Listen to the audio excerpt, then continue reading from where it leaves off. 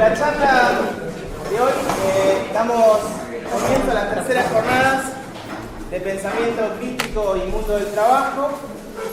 Este año la llamamos Problemas y desafíos en el mercado laboral en Argentina, y la mesa que vamos a tener hoy a la mañana se llama Desafíos de los trabajadores frente al nuevo ciclo económico.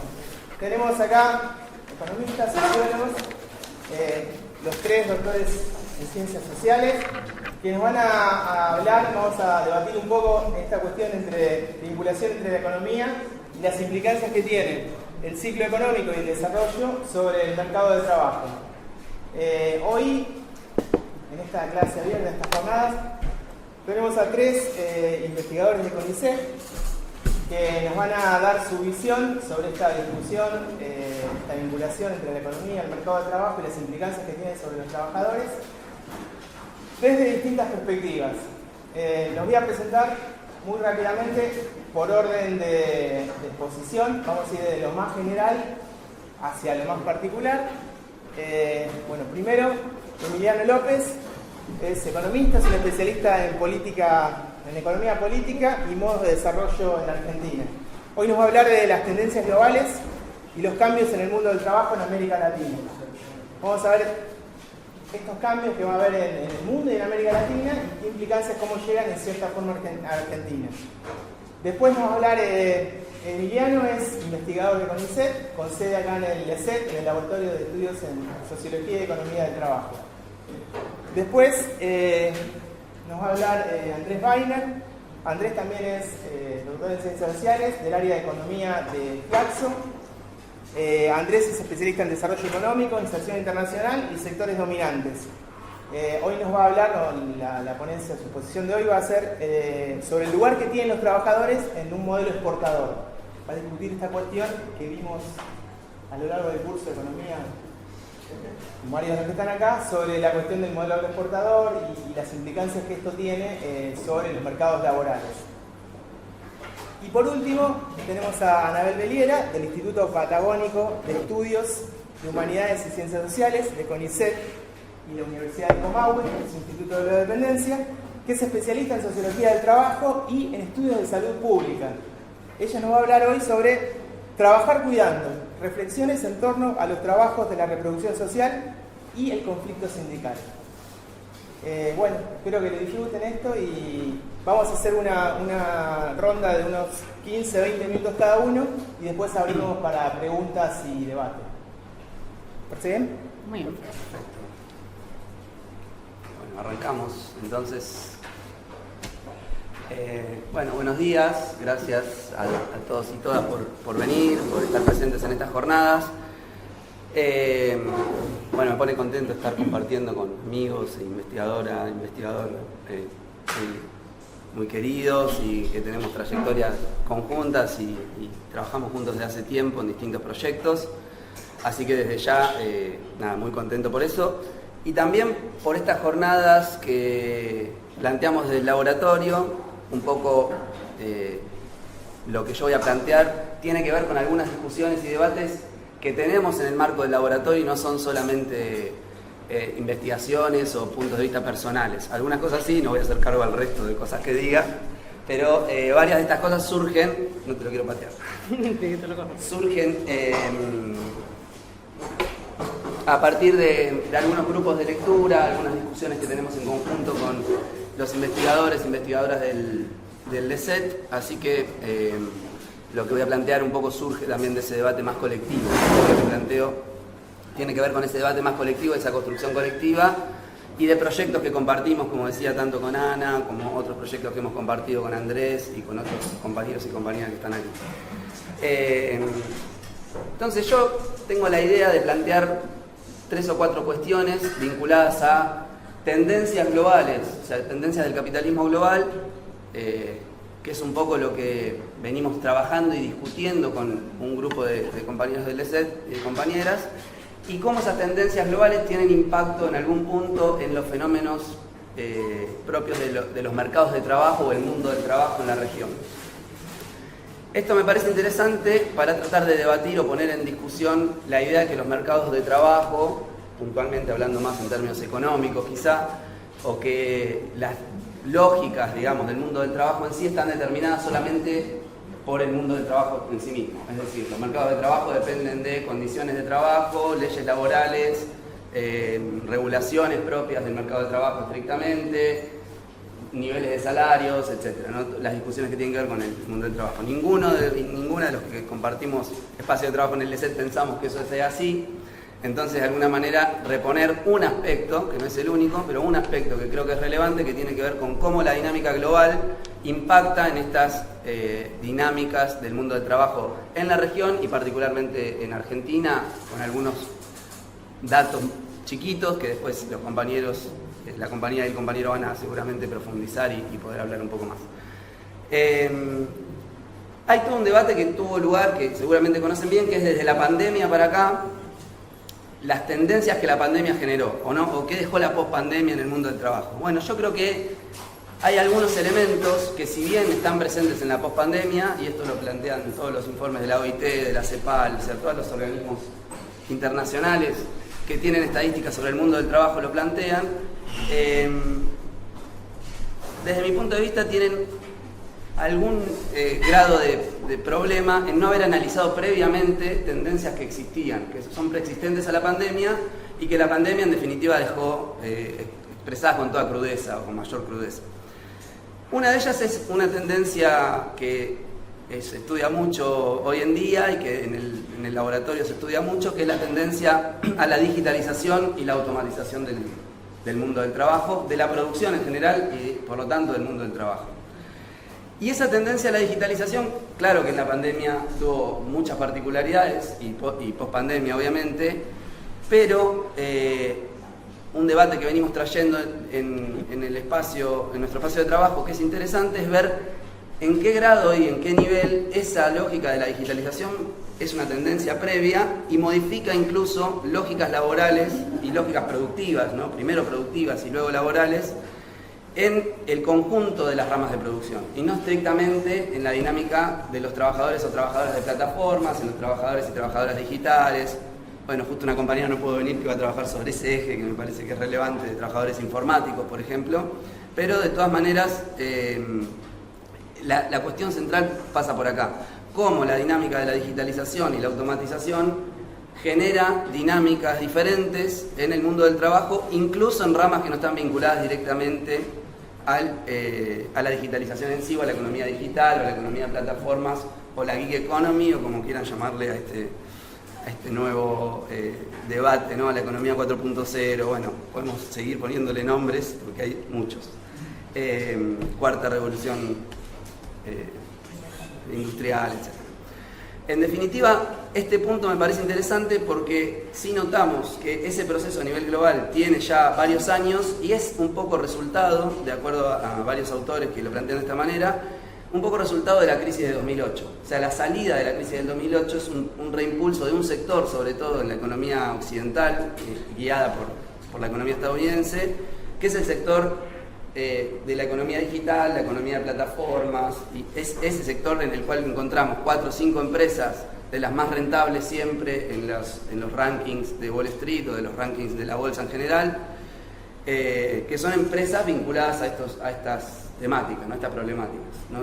Empresas de plataformas tipo Google, tipo Amazon, Meta, etcétera, o empresas de alta tecnología que prestan servicios de infraestructura digital. Entonces, en todos los casos, esa impronta lleva a algunos autores a discutir una idea que hemos discutido mucho y que no tenemos acuerdo, pero que me parece que es interesante, es esta idea de un feudalismo digital, ¿no?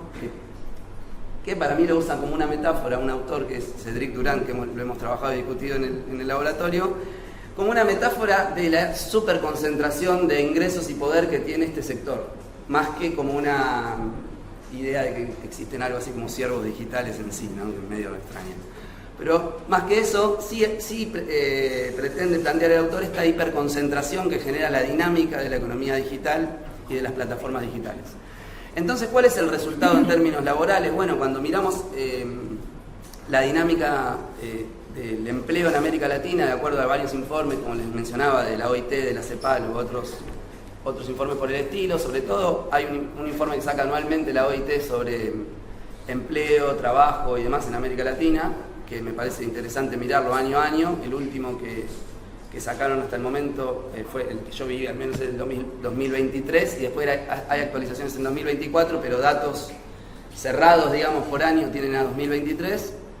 Y en ese informe el planteo general va en 2 o 3 sentidos. El primero de ellos es que sigue habiendo en América Latina una producción de empleo precario más que empleo formal, ¿no? Mucho mayor. Estamos hablando de niveles del 75% de los nuevos empleos creados en Argentina, son empleos precarios. El 95% de los empleos creados en Ecuador, nuevos empleos, son empleos precarios.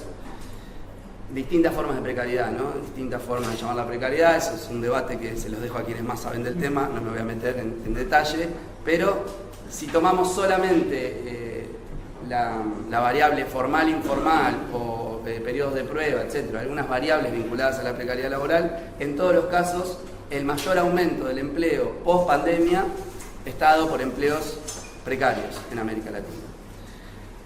¿Qué tiene que ver esto con la digitalización? Bueno, no está del todo claro, no está del todo demostrado, pero evidentemente la lógica de la flexibilización laboral que plantea la digitalización, que no es la flexibilización de la legislación laboral estrictamente, sino una lógica de creación de puestos de trabajo más flexibles en sí, creo que tienen algo que decir al respecto. Esto lo planteo como pregunta, idea, para por supuesto discutirlo y no como algo contundente, pero me parece que es algo que tiene que ver bastante con pensar orgánicamente la dinámica de la acumulación de capital con la dinámica del empleo, del trabajo, de las formas de trabajo en sí.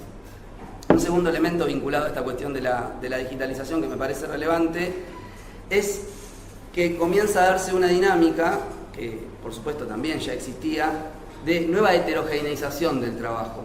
Verticalmente, entre sectores, o sea, aquellos sectores más, podríamos llamar, tradicionales, vinculados a la producción manufacturera clásica o a servicios de tipo siglo XX, ¿no? Esta idea de los trabajos que eran trabajos decentes, sigue planteando la OIT aún hoy, versus los trabajos no decentes, o no sé cómo le llamarían.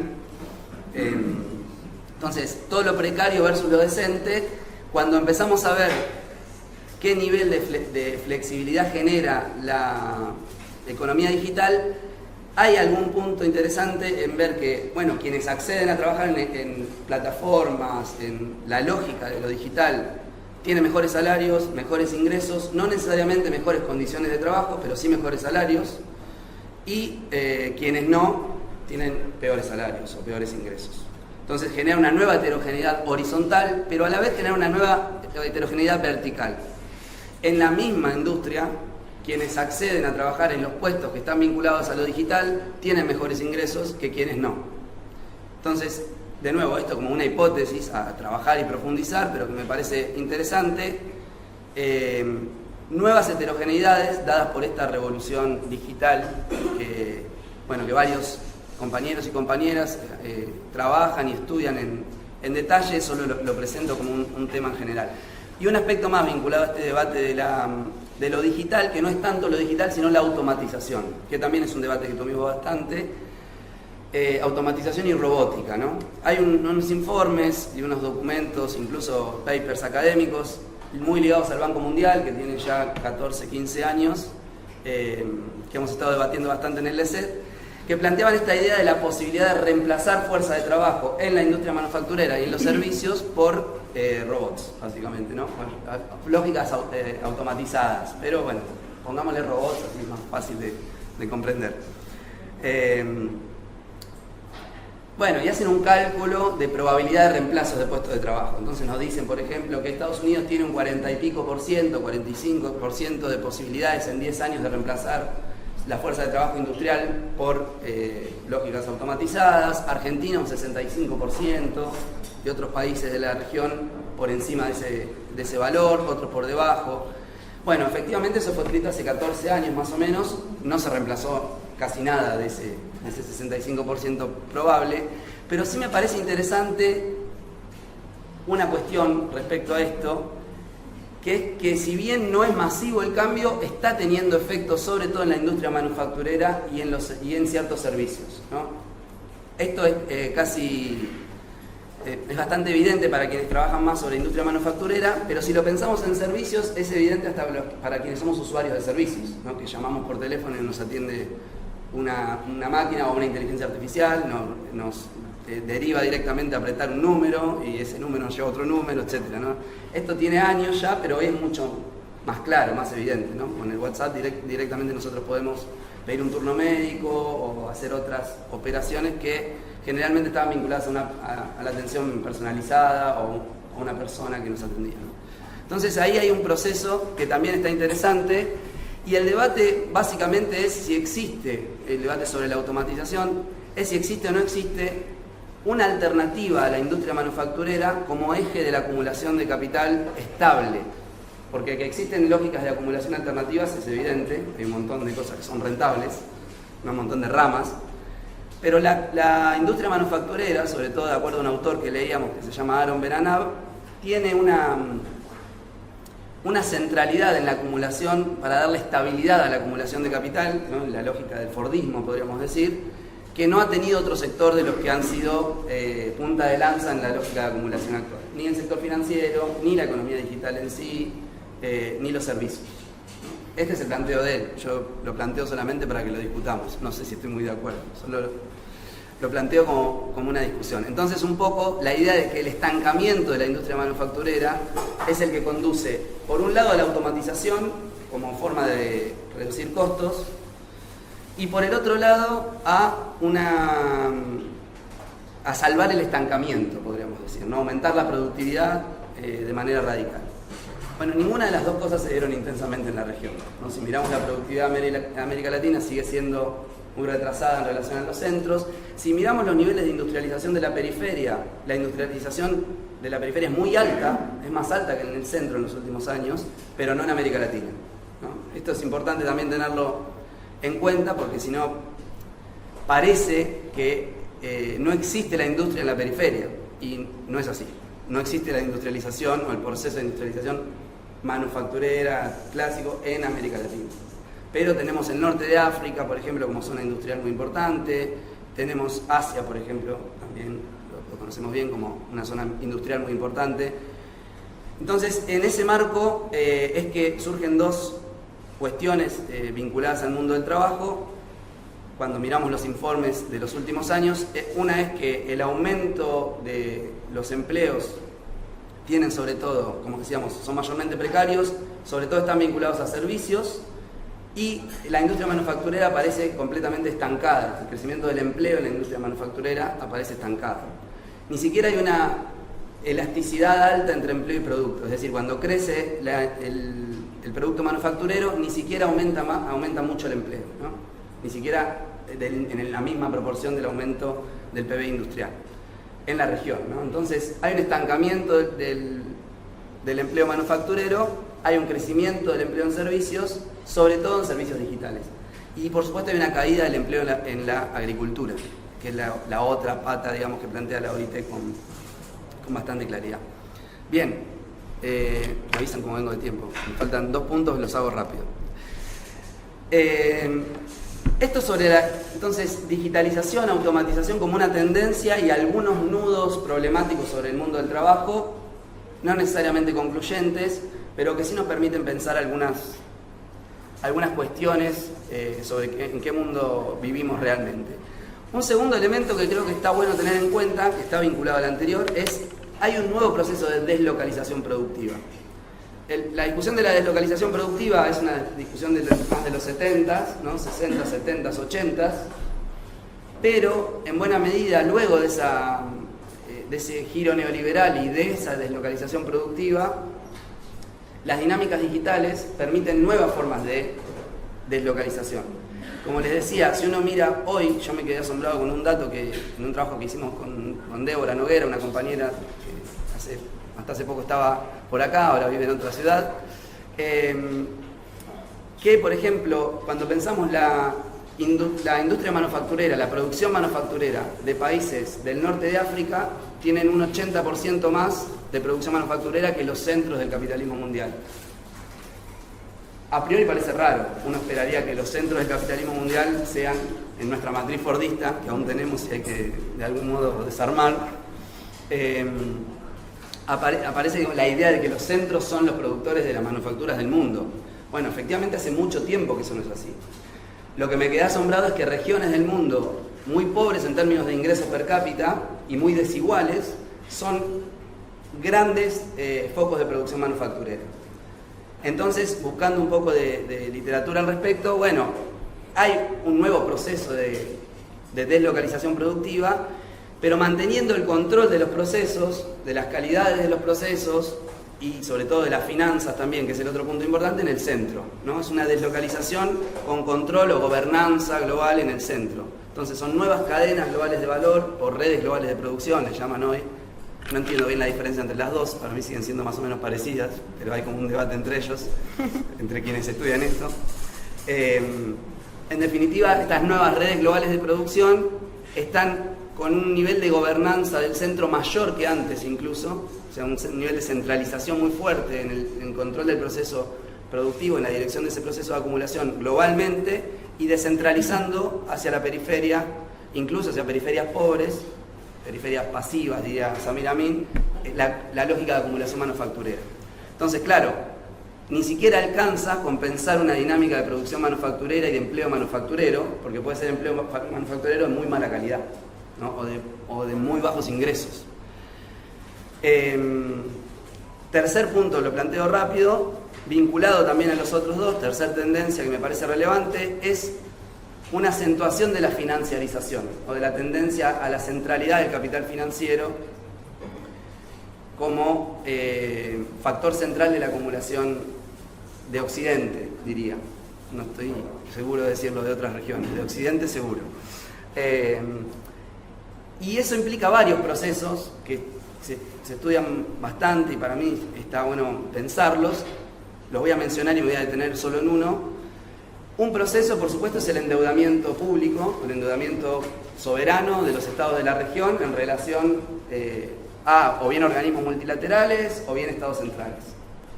Bueno, en Argentina esto es Vox Populi, así que no voy a ahondar en esto demasiado.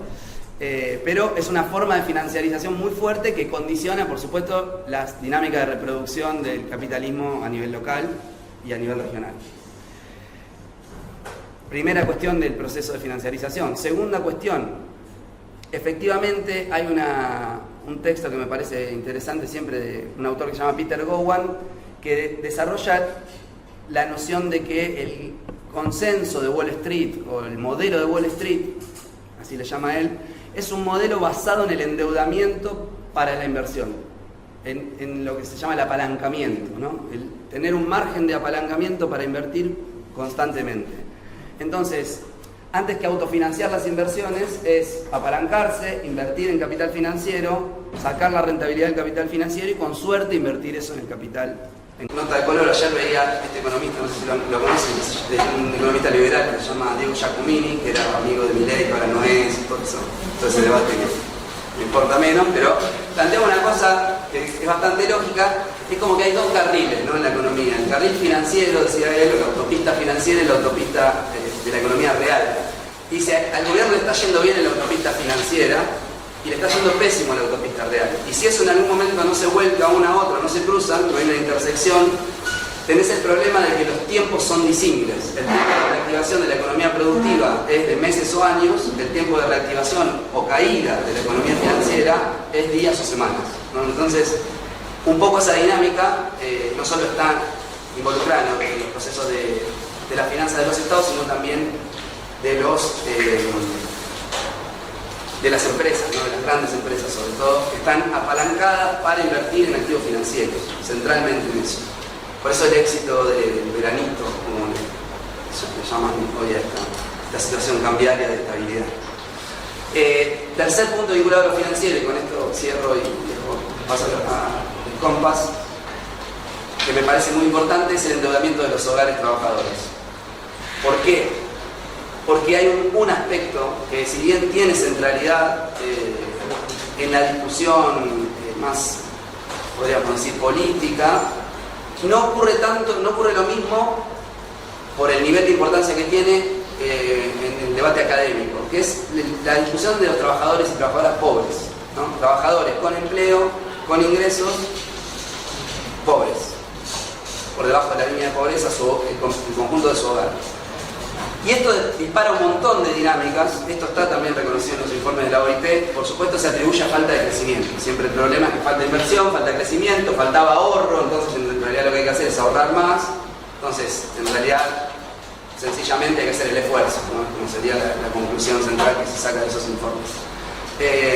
Bueno, parece que es algo un poco más crudo y más difícil de resolver, más estructural. Todos los países de la región presentan elevadas tasas de incidencia de la pobreza entre trabajadores y trabajadoras ocupados de distintas formas, tanto quienes son asalariados y asalariadas como quienes tienen trabajo por cuenta propia u otras formas de ingreso.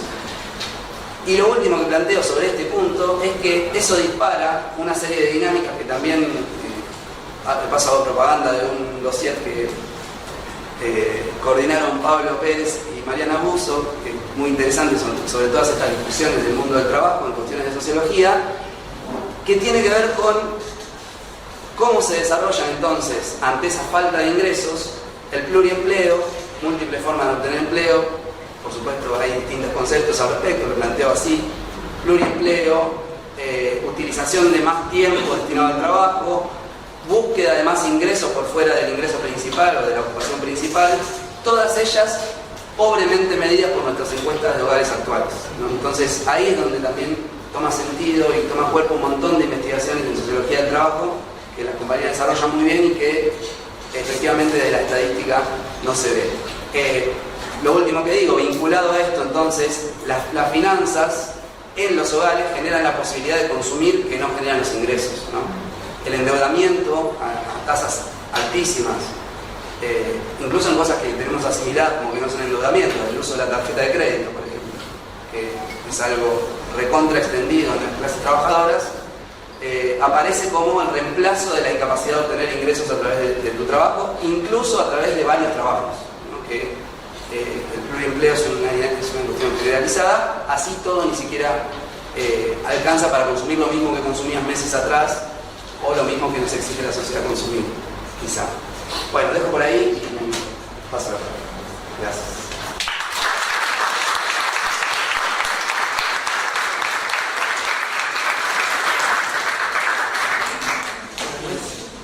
Bueno, ¿qué tal? ¿Cómo andan?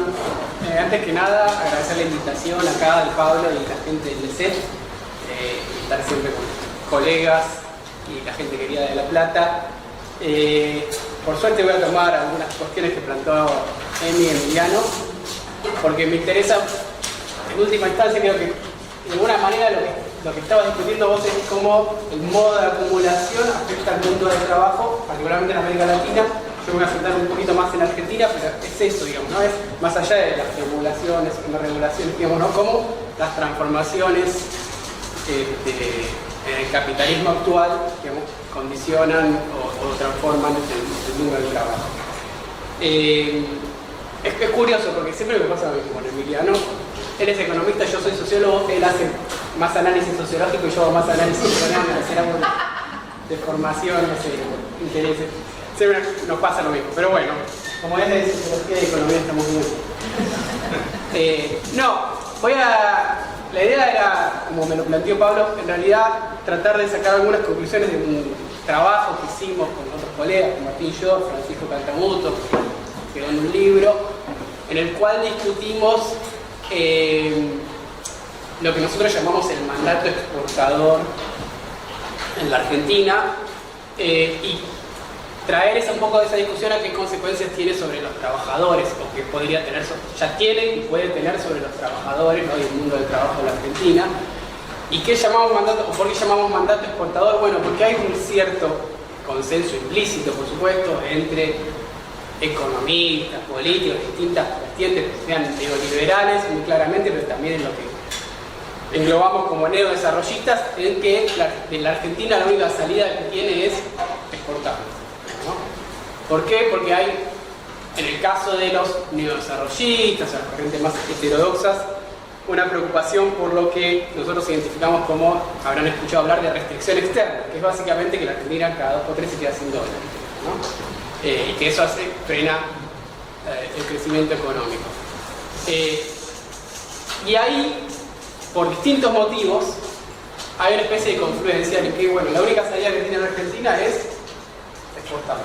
Y exportando básicamente lo que puede exportar, lo que le manda al mundo y lo que la Argentina tiene una ventajas comparativas, que tienen que ver básicamente con sus recursos naturales, ¿no? Con el agro clásico, que se ha sumado en los últimos años, hidrocarburos, vaca muerta y minería, ¿no? Ahora más recientemente el litio, pero también el cobre. Para que se entienda por dónde va la discusión, hago una breve introducción de por qué nos parece un planteo, por lo menos con varias dificultades, de la salida exportadora, y después vemos en todo caso qué consecuencias tiene. En primer lugar, se parte, o por lo menos desde las visiones más neodesarrollistas o heterodoxas, se parte de un diagnóstico correcto, que es que en un momento la economía argentina se queda sin dólares. Eso hace que básicamente o se pongan restricciones, digamos, no haya acceso a divisas, no se pueda importar, o terminamos en devaluaciones y los programas de ajuste que ya conocemos.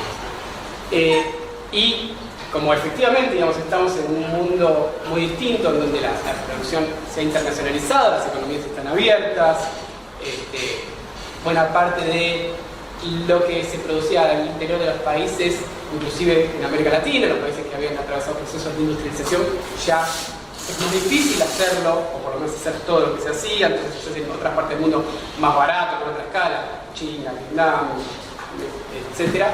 Por lo tanto, no es posible volver a cerrar las economías y a establecer un modelo sustitutivo en donde reemplacemos aquello que importamos por producción local. Entonces, la única salida para conseguir más dólares es exportando. Y acá hay dos cuestiones. Por un lado, tiene que ver con cuál es la causa de la falta de dólares, ¿no? Que se ve como, ¿qué era lo que explicaba la literatura tradicional, ¿no? el estructuralismo? Bueno, que en general la economía argentina estaba atravesando un proceso de industrialización, ¿no? Cuando crecía la economía, crecía el ingreso, crecía la producción, crecía la demanda de bienes, eso generaba obviamente más producción, pero también generaba más demanda de importaciones de insumos, maquinaria, ¿no? Que no se produce en la Argentina, por cuestión de escala, por cuestión de tecnología, y que era necesario importar. Máquinas para fabricar autos, producir sustancias químicas, insumos terminados. Entonces, crecía la economía, crecían los ingresos, sobre todo de los trabajadores, consumía más, eso hacía incrementar las importaciones. Lo que pasaba es que las exportaciones dependían fundamentalmente de las exportaciones de bienes agropecuarios, ¿sí? Fundamentalmente carne, cereales, que no crecían en la misma proporción, porque estaba virtualmente estancada la producción, sobre todo la producción agropecuaria, por un montón de cuestiones que tienen que ver con la limitación de las tierras fértiles, digamos, ¿no? Lo que se llama el agotamiento de la frontera agrícola y otras cuestiones que no hacían posible que crezcan rápidamente las exportaciones. Entonces, ¿qué pasaba? Bueno, en un momento se acababan los dólares en el Banco Central, se producía devaluación, eso generaba una caída de los ingresos, ya sabemos que la devaluación es una caída de los ingresos, de los salarios, y eso hacía que caiga el consumo, caiga la demanda de bienes producidos localmente y caigan las exportaciones, porque claro, se producía menos, se demandaba menos maquinaria, insumos para producir. Básicamente esa era cómo funcionaba el ciclo clásico, podríamos decir, ¿no? ¿Cómo se resolvía? Bueno, esto, generando una devaluación y después, obviamente, se recomponía, digamos, el balance de pagos, se recomponía el balance comercial y llegaba un momento, los trabajadores, por supuesto, reclamaban por aumentos salariales, el gobierno también está interesado en que crezca la economía, aplica políticas expansivas y se reinicia el ciclo, digamos, ¿no? Aumentan los ingresos, vuelve a aumentar el consumo, vuelve a aumentar la producción hasta que de vuelta Argentina se queda sin. Bueno, entonces acá parece claro, entonces o producimos lo que importamos o exportamos más. El problema es que esta dinámica se empezó a modificar muy fuertemente a partir de la dictadura, sobre todo de la década del 70, con las transformaciones también a nivel global que se dieron en el capitalismo, con los procesos de internacionalización y financiarización. Y para hacerla muy corta, digamos, si uno toma, por ejemplo, los últimos 20 años, ¿sí? Lo que se ve es que la Argentina tuvo de esos 20 años, 17 superávit comercial, es decir, exportó más bienes de los que importó, ¿sí? Sin embargo, ya saben, venimos de crisis cíclica en la falta de dólares. ¿Qué pasó en el medio? Bueno, pasaron varias cosas, pero básicamente pasó que se reconfiguró este proceso de desindustrialización del que venía hablando Emiliano. No solo quiso aumentar las importaciones inclusive de consumo, pero fundamentalmente la salida de dólares o el agujero principal no está por las importaciones, sino está por transferencias de carácter financiero, algunas de las cuales mencionó Emiliano, como por ejemplo el pago de intereses de la deuda externa. Es una de las grandes problemáticas que arrastra la economía argentina, sobre todo desde la dictadura, los 90 para acá. Entonces, ese es un elemento. El otro elemento tiene que ver con la fuerte extranjerización que sufrió la economía argentina, sobre todo a partir de los 90, que hizo que las empresas transnacionales tengan un peso cada vez mayor y, por supuesto, ¿qué hacen las empresas transnacionales? ¿Para qué vienen a producir? Para obtener ganancias y para remitir esas ganancias a su casa matriz o a sus accionistas, ¿no? Entonces, también remiten utilidades que salen, dólares que salen de la economía. Y el tercer factor, inclusive más importante que este, y que es un factor que se ha mantenido más allá de altibajos constantes desde la dictadura para acá, es lo que habrán escuchado muchas veces, se suele denominar como fuga de capitales. ¿Sí? Que es básicamente dólares que salen sin un destino, no es que son dólares que alguien compra para importar un producto o pagar un servicio, ¿no?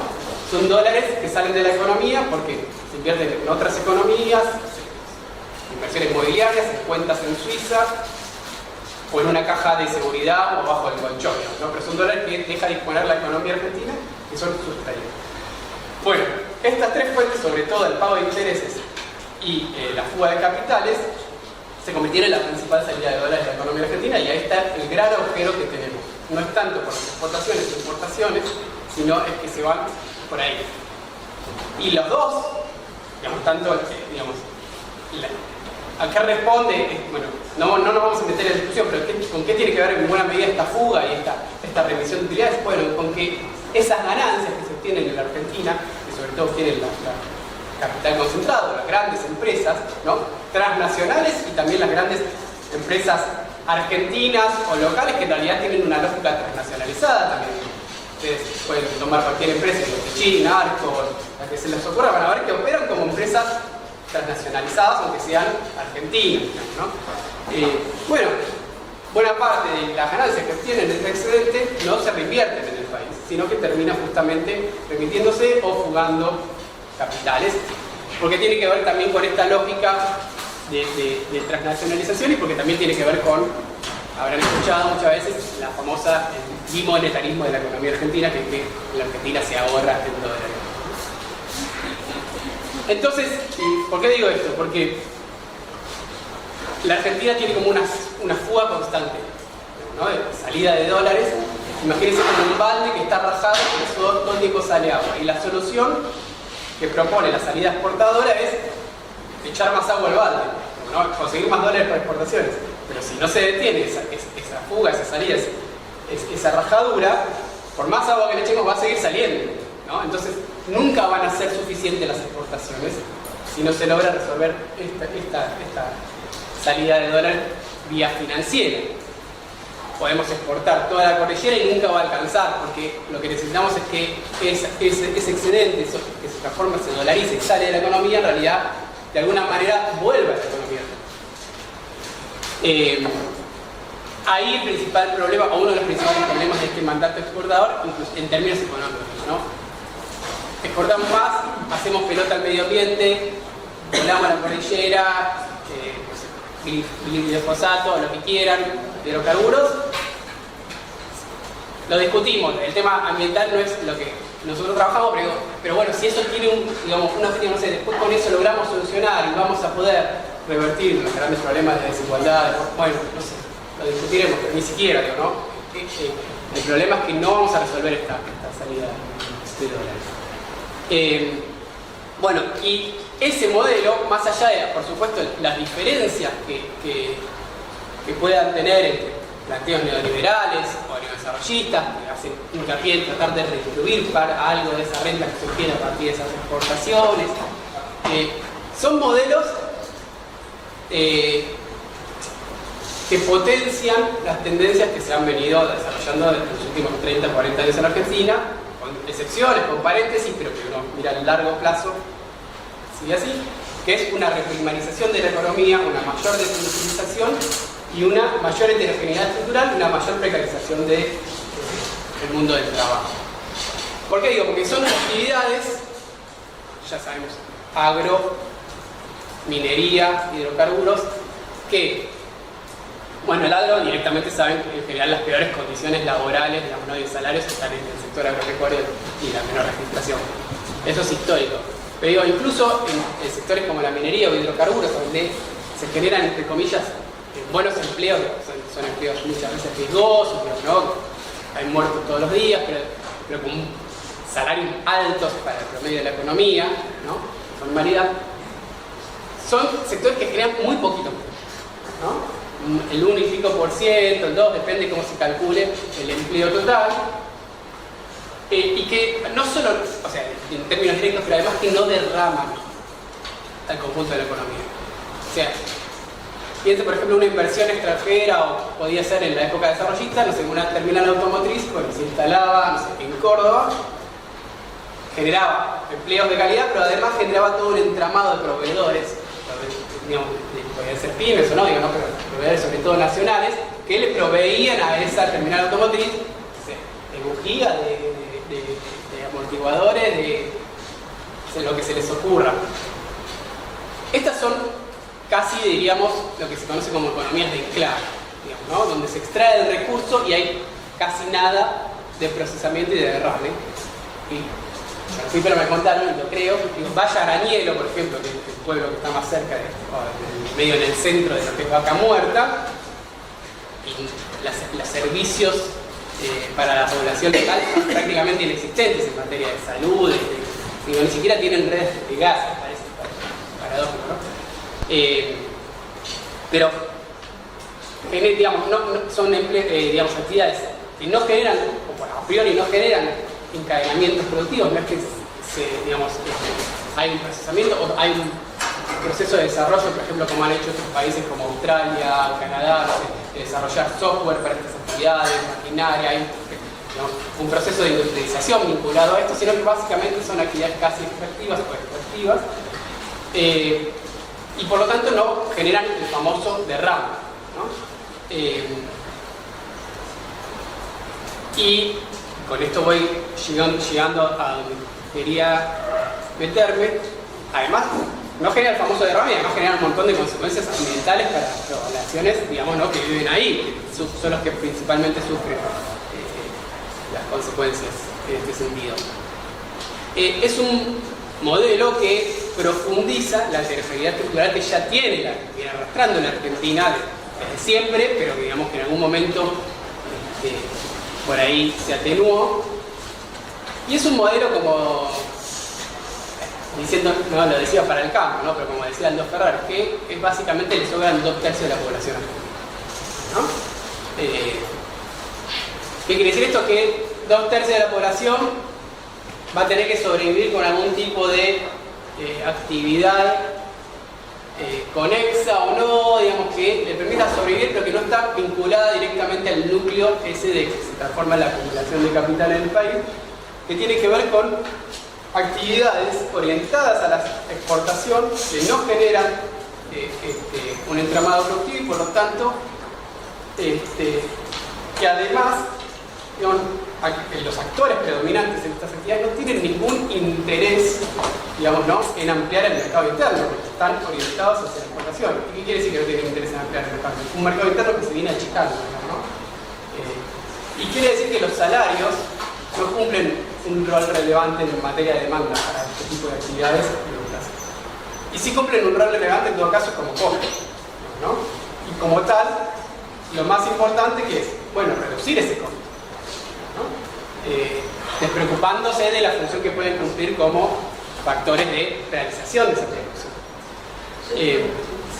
En este sentido, por eso digo, es un modelo que no estoy chequeando, es mi apunte, no estoy chequeando el WhatsApp. Digan, no es un modelo que en un caso ni se lo plantean, en el caso neoliberal, en el caso neodesarrollista, supuestamente, bueno, podría haber una apropiación para generar una redistribución, pero es un modelo que en última instancia, son modelos que en última instancia siguen de manera directa o indirecta atados a la idea del derrame, ¿no? Que de alguna manera eso va a derramar. Y es lo que la historia misma demuestra, y uno analiza las condiciones que se están dando y ve que ese derrame no existe o es muy, muy limitado, ¿no? Bueno, hoy tenemos tasas, niveles de pobreza, digamos, ¿no? Que eran inimaginables en la Argentina, ni siquiera digo predictadura, digo, hace 30 años. Y cada vez nos vamos naturalizando porque son escalones cada vez más altos, digamos, de los cuales por ahí un par de años se baja un poquito, pero quedas en un escalón mucho más alto que el que estaba antes. En materia digo, vos mencionaste el pluriempleo, está absolutamente naturalizado eso.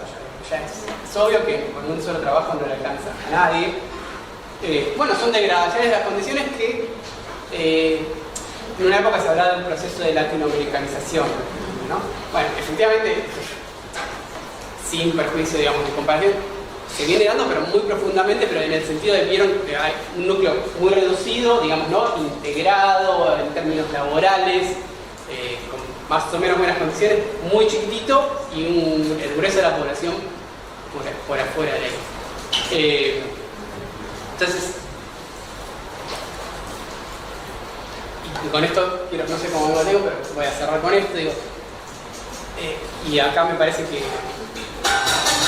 un poco lo que decía Emiliano, está muy bien discutir, digamos, ¿no? Las regulaciones laborales.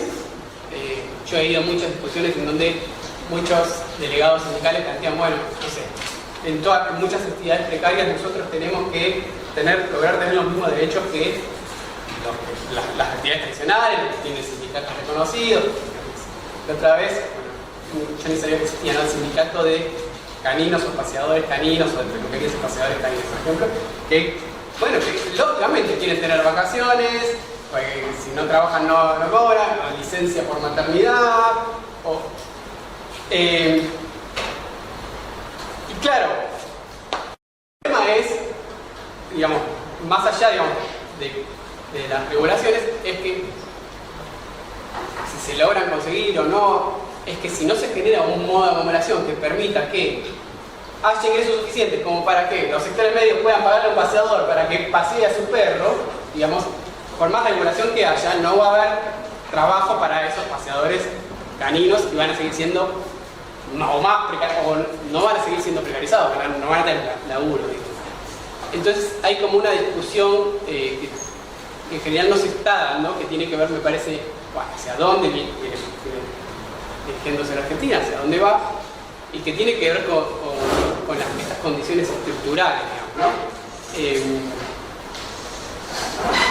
¿no? Nada, entonces, digo, ahí se genera también una fragmentación, porque entre aquellos que están incluidos, que tienen condiciones, son la casta ahora, ¿no? Los que tienen más o menos buenas condiciones, y el resto por afuera. ¿Y qué es lo que quieren? Bueno, no, igualdad de condiciones para todos.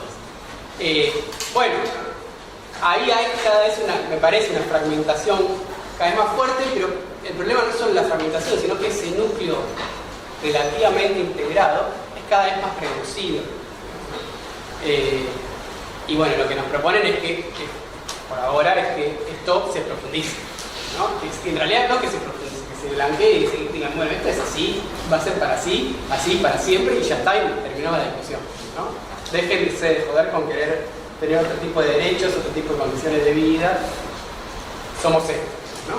Y la salida es esto, y no sé, hagamos como Perú, que en general viene creciendo, macroeconómicamente le cierran las cuentas, caen los presidentes porque hay una desigualdad fenomenal, una pobreza fenomenal, pero el FMI lo aplaude todos los años.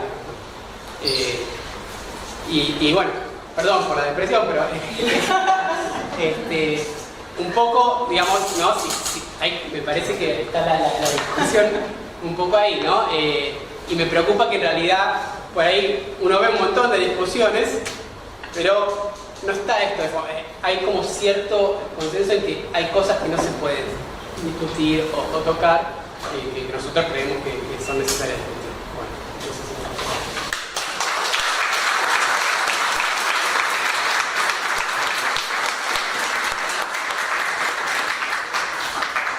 Bueno, Bueno, me avisan, no, el tiempo cualquier cosa. Bueno, en primer lugar, lo mismo que el compañero, muy fácil estar en la mesa y agradecer también la invitación que además todos colegas, amigos, un lugar, si bien no estoy trabajando acá, que siento también mi casa, así que siempre un placer. Creo que me queda el desafío de pensar un poco cómo, que es la pregunta que un poco dejan resonando tanto Emiliano como Andrés, de bueno, ¿qué lugar nos toca a los trabajadores en este escenario? ¿No? Como que el título de la mesa es desafíos de los trabajadores y trabajadoras frente al nuevo ciclo económico, ¿no? Y un poco vimos en qué escenario económico estamos parados y un poco la idea es compartirles algunas reflexiones que surgen a partir de la reflexión de mi investigación respecto a los trabajadores, a las trabajadoras de cuidado, pero pensar esa investigación empírica un poco como excusa para pensar qué lugar nos toca a los trabajadores y trabajadoras en el marco de las disputas sindicales en defensa de nuestros derechos laborales, ¿no? Entonces me quedo con algunas cosas que fueron compartiendo los compañeros, como lo que comentó Emiliano respecto de la importancia como uno de los ejes estructurales que afectan al capitalismo global, y ahora vayamos como, voy a intentar ir bajando como la investigación empírica sobre trabajo de cuidado, pero respecto de la centralidad que han ganado los trabajadores pobres, es decir, trabajadores que incluso estando empleados de manera formal tienen salarios que no alcanzan a cubrir las necesidades básicas, incluso de trabajadores indigentes, incluso, pero además trabajadores pobres, y cómo eso deriva en la problemática, por ejemplo, del pluriempleo, que es lo que también comentaba Andrés, es decir, de multiplicar la cantidad de empleos, a veces en la misma ocupación y a veces en otras, la extensión de la jornada laboral, la multiplicación de fuentes de ingreso, etc.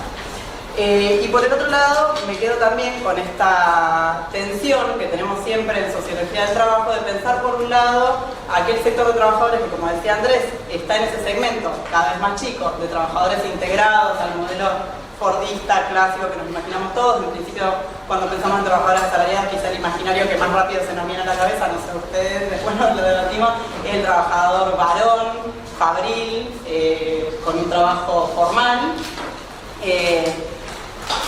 con buenas condiciones laborales, en ocasiones cuyo ingreso permite solventar no solo su propia reproducción, sino también la de su familia, ¿no? Y entonces pensar también qué pasa con el otro conjunto de trabajadores que quedan por fuera, o trabajadoras que quedan por fuera de ese imaginario, y específicamente les propongo compartirles algunos resultados de una investigación sobre trabajadoras que se desempeñan en ocupaciones de cuidado remunerados. Es decir, cuando les propongo pensar en los trabajos de cuidado, vamos a pensar en trabajadoras de cuidado que obtienen a partir de cuidar a otros un salario, es decir, que representa su ocupación como un trabajo remunerado, ¿no? Entonces contarles que voy a intentar como pivotear y poner en diálogo dos proyectos de investigación en los que estoy participando y algunos de los cuales compartimos con varios colegas y amigos de acá, que es por un lado un proyecto en el que nos estamos proponiendo analizar comparativamente distintos sectores económicos, pero a partir del poder que tienen sus trabajadores para disputar las ganancias de esos sectores. Ese proyecto está dirigido por el amigo Emiliano, y hay varios compañeros por acá presentes. Y por el otro lado, un quinto género, que son unos proyectos que, que se desarrollaron el año pasado, dirigido por Romina Cutuli, que es una historiadora en temáticas de género, de la Universidad de Mar del Plata, que contó con distintos nodos en distintos lugares del país. Son 6 nodos. Como comentaron recién, yo estoy trabajando en Neuquén, pero en el proyecto hubo compañeras de Mar del Plata, Santiago del Estero, de la Universidad de Quilmes, de Mendoza, y se hizo una encuesta a nivel nacional para comparar distintas ocupaciones de cuidado, dentro de las cuales están las enfermeras, que son el tema que yo, como dijo Pablo, vengo estudiando el sector de salud, pero también comparamos docentes de nivel inicial, trabajadoras de cuidado a domicilio de infancias y de adultos, y personas que trabajan en instituciones de larga estadía como geriátricos. Entonces, un poco compartirles que la idea es pensar un poco, ¿qué poder tenemos los trabajadores o cómo construimos nuestro poder sindical? Y pensar un poco qué pasa con estas ocupaciones de cuidado. Y entonces hacer como un preámbulo para comentarles cómo venimos pensando las ocupaciones de cuidado y también cómo venimos pensando el poder sindical, ¿no? Entonces, en la bibliografía que venimos trabajando, discutiendo y compartiendo con distintos compañeros, estamos pensando el poder sindical a partir de la identificación de distintas dimensiones, ¿no? Cómo construimos poder sindical los trabajadores, las trabajadoras. En la bibliografía se identifican como distintos recursos, podríamos decir, de poder, ¿no? hay algunos trabajadores que, como los que refería Andrés, quizá industriales, que están o incluso en un sector extractivista, pero que es estratégico para la economía en términos de nuestra matriz económica, por ahí tienen mucho poder simplemente por el hecho de haber sido contratados por una empresa que es importante para la matriz económica nacional. Entonces hay una dimensión del poder que hasta podríamos decir prescinde de la organización, ¿no? Que tiene que ver con trabajar en un determinado sector económico y que si uno suspende para la producción de ese sector, afecta la ganancia de esas empresas, en ocasiones además la economía nacional, en ocasiones afecta la cadena productiva que viene por detrás o por delante de esa empresa. Entonces hay una dimensión del poder sindical que se llama poder estructural, ¿no? Que tiene que ver con esa posición en la estructura económica de la empresa, la fábrica, el sector en donde los trabajadores se desempeñan. Pero también hay otras dimensiones del poder que sí dependen más de la organización. Una de ellas es el poder asociativo, que tiene que ver con todos aquellos recursos derivados de la propia organización, ¿no? No es lo mismo un sindicato chico que un sindicato grande, un sindicato que moviliza mucho que uno que moviliza poco, un sindicato que tiene una identidad más o menos unificada que un sindicato que tiene muchas disputas internas. Entonces hay algo de todas esas dimensiones más asociativas de cómo nos organizamos que por supuesto construyen poder. Y los autores identifican además otras dos dimensiones que son el poder institucional, es decir, cómo parte toda esa disputa, digamos, que se genera en términos sindicales, que da en algún punto, bueno, algo de lo que decían recién respecto a la dimensión normativa, cómo queda establecido en leyes normativas que regulan el conflicto sindical, que por un lado también es una cristalización de los derechos, ¿no? Históricos que fuimos ganando y que quedan establecidos en leyes, reglamentos, estatutos, etc. Y por el otro lado el poder social, ¿no? Que es todas las alianzas que más allá de la organización hacia adentro, digamos, del propio sindicato, tienen las organizaciones sindicales en términos de articulación con organizaciones de la economía popular, con otros sindicatos, con otro tipo de organizaciones, ¿no?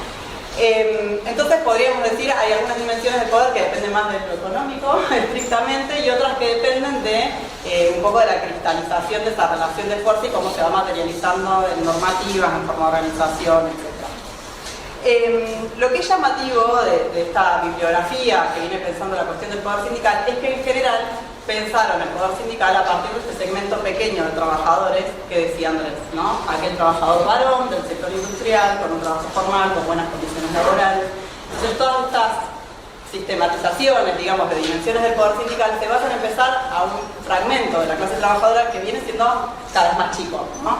Entonces tenemos el desafío y bueno, de mi parte como que recojo el guante a partir de pensar los trabajadores de cuidado, las trabajadoras de cuidado, de pensar cómo podemos pensar el poder sindical de sectores que además son cada vez más grandes, de trabajadores pobres, indigentes y no necesariamente vinculados a este segmento, ¿no? Industrial, formal, etc. Entonces, en algún punto es pensar cómo podemos, la propuesta, digamos, que les traigo, es pensar cómo podemos pensar ese poder sindical o esas dimensiones del poder sindical en trabajadores de la reproducción social. Y que creo que también acá hay como una disputa hasta académica, diría, y recojo como lo que decía Emi de cómo se da esa relación entre analizar las dinámicas globales del capital con el análisis de los trabajos de la reproducción social, que son mucho menos deslocalizados, ¿no? Que otro tipo de trabajo, porque no prescinden del contacto directo con los usuarios. Para cuidar a alguien, los análisis sobre la reproducción social son necesariamente situados localmente. Entonces, es sobre un hospital en Neuquén, es sobre trabajadores de la economía popular en el Gran La Plata, es sobre docentes de Bahía Blanca, y eso no necesariamente los hace menos internacionalizables en el debate. Digamos, el desafío que tenemos quienes estudiamos esos trabajos, que son localmente situados necesariamente, es, un poco vernos ante el desafío de cómo pensar esos trabajos en diálogo con las discusiones teóricas y cómo pensar esos trabajos en diálogo con la acumulación global del capital y con lo que pasa en el modelo de acumulación en Argentina, ¿no? Entonces, les voy a presentar, resultados de una investigación empírica, que como dije fue una investigación que se desarrolló el año pasado en distintas ciudades de Argentina, pero que tiene las pretensiones de un poco poder discutir qué tienen en común esos trabajos a partir del análisis de lo que identificamos en Argentina, qué tienen en común, qué tienen de diferente estas ocupaciones que les dije y cómo podemos pensar en todo caso en un fortalecimiento del poder sindical en estos sectores a partir de esas identificaciones. Entonces brevemente, me van diciendo cómo vengo con el tiempo, pero brevemente comentarles que, por ahí todos nos imaginamos algo cuando decimos trabajos de cuidado, pero que pensamos los trabajos de cuidado como aquellos que están orientados a garantizar la reproducción de la vida, ¿no? Alimentar, bañar, cuidar, educar, son todos trabajos, digamos, que permiten reproducir, digamos, la vida, y que es algo que por ahí en ocasiones, con el sentido común, lo asociamos, por ejemplo, no sé, a las instituciones hospitalarias, ¿no? Como un cuidado en algunos momentos de mayor vulnerabilidad, pero decirles que todos necesitamos cuidados en distintos momentos de nuestra vida y que el cuidado es esencial para el sostenimiento de la vida humana, ¿no? Entonces todos en distintos momentos de nuestra vida atravesamos por situaciones en las que necesitamos, requerimos ser cuidados, y que el cuidado es central. La vida humana no se reproduce si no es con cuidado, ¿no? Entonces hay una centralidad del trabajo de cuidado que en parte no se condice con la valoración social que tienen esas actividades, las actividades reproductivas, y ni hablar el reconocimiento laboral que tienen esas actividades en términos de condiciones laborales, ¿no? Entonces, y esto tiene que ver también con nuestra historia, como decía, estas investigaciones sociológicas por supuesto son localmente situadas, investigaciones históricas localmente situadas, y tiene que ver, la desvalorización social de los cuidados tiene que ver en parte con la división de género que se dio entre las tareas reproductivas y no reproductivas, ¿no? Entonces son las actividades de cuidado en general están fuertemente feminizadas. Entonces contarles, por ejemplo, que en Argentina el 47% de la fuerza laboral femenina se desempeña en tareas de cuidado, no es una tarea menor, digamos, para pensar el mercado laboral argentino. Y si analizamos cada una de las, al menos de las profesiones, de las ocupaciones de cuidado remunerado que analizamos, que son, repito, la docencia, los cuidados en domicilio de niñeces y de adultos, los cuidados en instituciones de larga estadía, enfermería, entre el 70 y el 90% de la fuerza laboral de esas ocupaciones son mujeres. Y esa feminización opera y ayuda, digamos, en parte la explicación es histórica, a la naturalización de ciertas habilidades, saberes y conocimientos requeridos para el desempeño de estas labores, que aparecen en el sentido común como si fueran cualidades naturales de las mujeres, que son solícitas al cuidado, que empáticas, ¿no?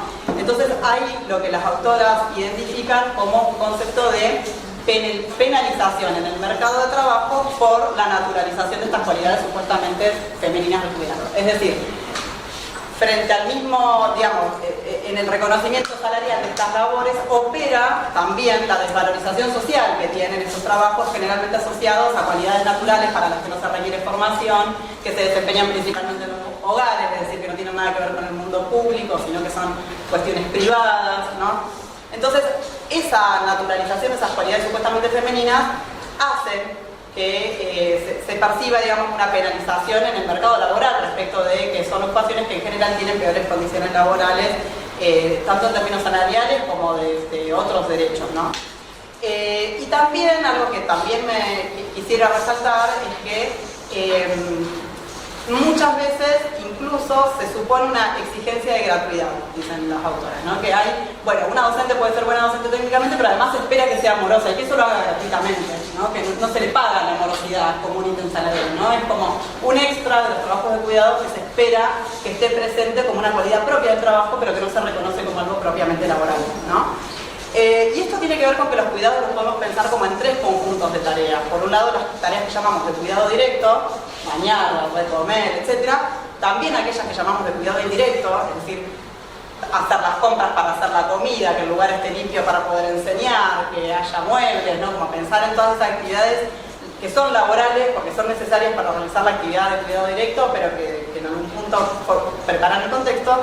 Y también esa dimensión emocional que requiere el cuidado, de la atención, la preocupación por el otro, de estar atento a las necesidades, de identificar necesidades o requerimientos de la tarea. Entonces, digamos, cuando pensemos en los cuidados, pensemos en esos tres conjuntos de actividades, no solo en el cuidado directo, sino también en todo lo que es necesario planificar o anticipar para poder realizar este cuidado, y también en esa dimensión de la preocupación que nos permite pensar también en la carga emocional que tienen estos cuidados más allá de lo que sucede estrictamente en la jornada laboral, ¿no? Que muchas veces incluso extiende, y ahí hablaba Emi de la extensión de la jornada, incluso en relación a la disponibilidad de tecnologías, que puede ser incluso un celular en el caso de las trabajadoras de cuidado, cómo esa jornada laboral incluso se extiende por fuera del espacio de trabajo, ¿no? Entonces les quería compartir dos convergencias y dos divergencias que identificamos entre estas ocupaciones de cuidado, que pienso pueden ser temas para discutir después en relación a lo que presentaron los compañeros y pensar, bueno, qué nos toca a los trabajadores en términos de ocupación. Entonces, dos convergencias, algunas de las cuales se vinculan con lo que venía diciendo. La primera es la fuerte feminización que tienen estas ocupaciones de cuidado. Dije recién que el 47% de la fuerza laboral femenina se ocupa en estas ocupaciones, pero por ejemplo representan el 97,8% de las mujeres representan el 97,8% de las trabajadoras del servicio doméstico, por ejemplo, el 71% en el caso de los servicios sociales y de salud y el 71% en los sectores de enseñanza.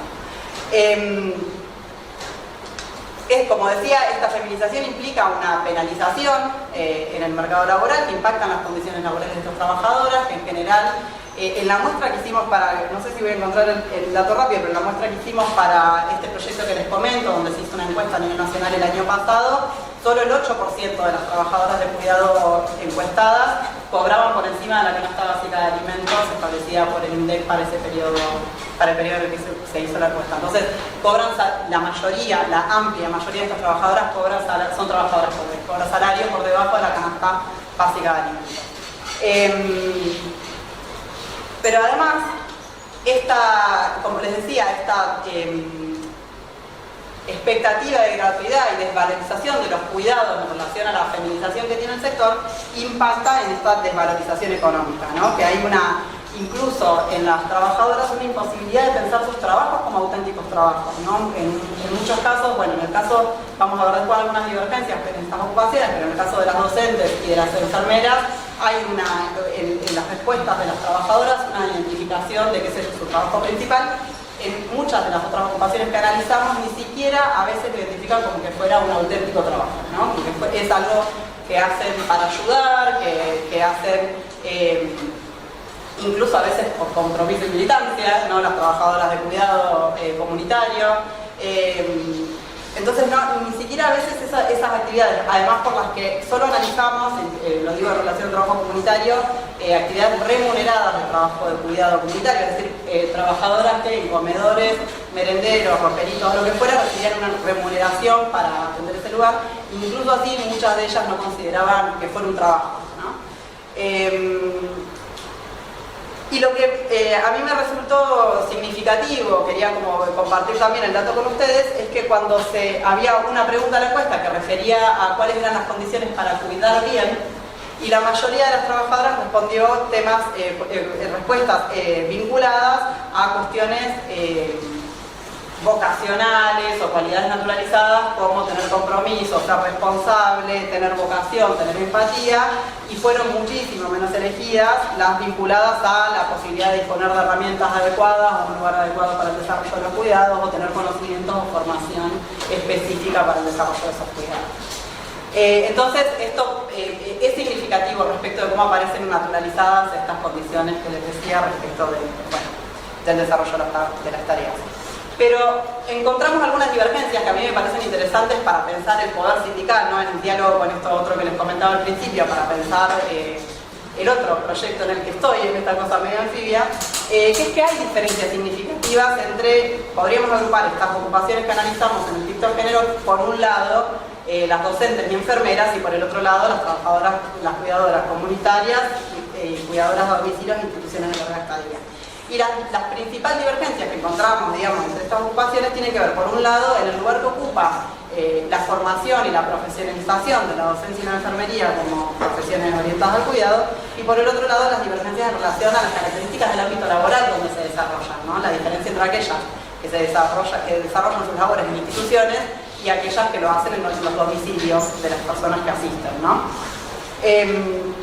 Entonces, respecto de la formación, que en parte va vinculado a los grupos de edad, digamos, algunas discusiones que por ahí también hemos tenido en el presente en otros momentos, si bien todas las encuestadas tenían entre 18 y 70 años, esas edades no se distribuyen homogéneamente entre las distintas ocupaciones analizadas, ¿no?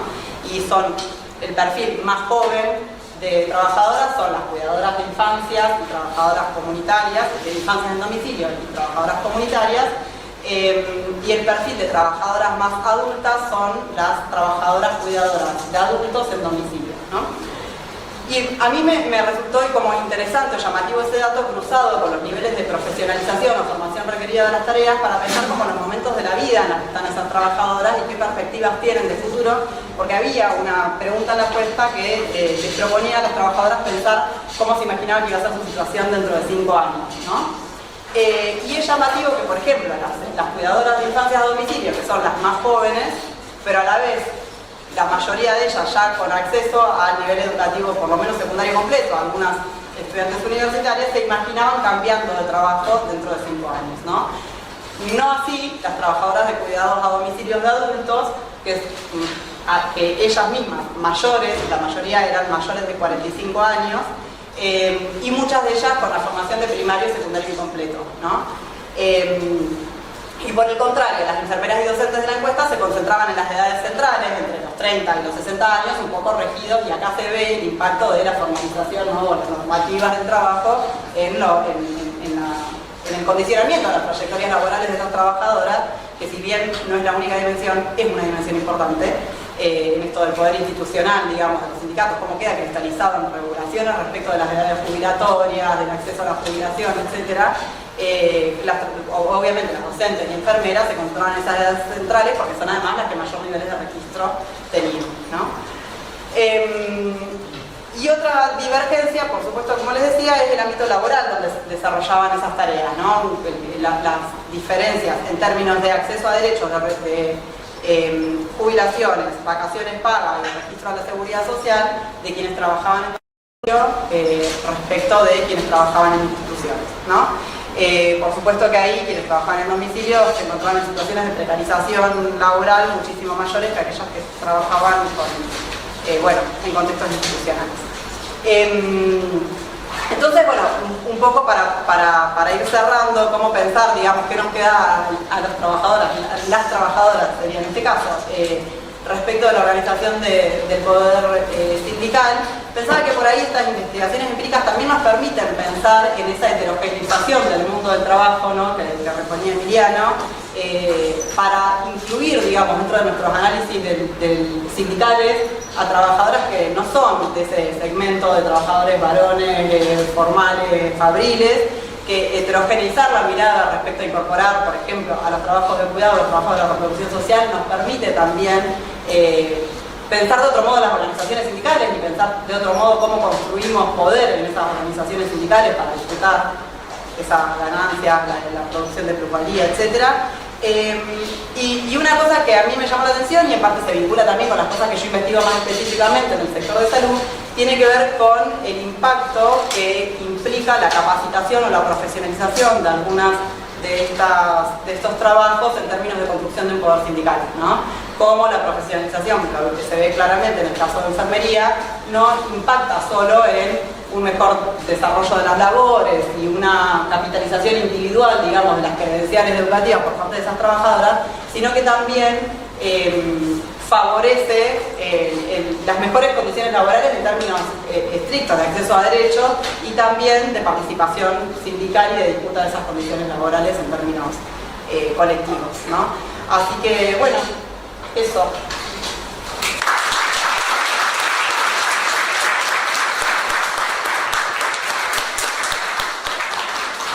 Bueno, ¿sabéis para ustedes por respetar bien la media hora del horario? Si nos queda más o menos una media hora para hacer un debate y presentar preguntas y demás.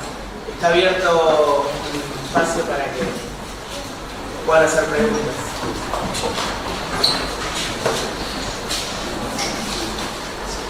Sí.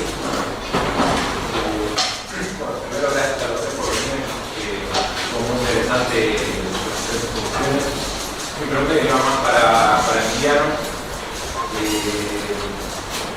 Más una cuestión que me pareció unos paralelismos con una etapa de planificación política,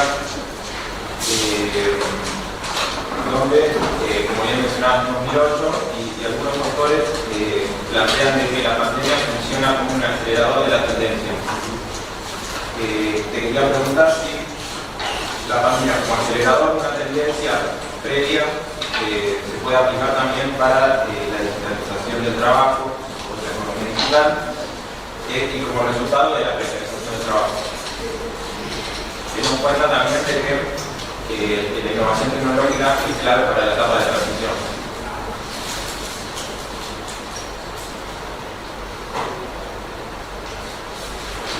Si por ahí hay alguna otra pregunta que quieran hacer y los ponentes van anotando y después contestan.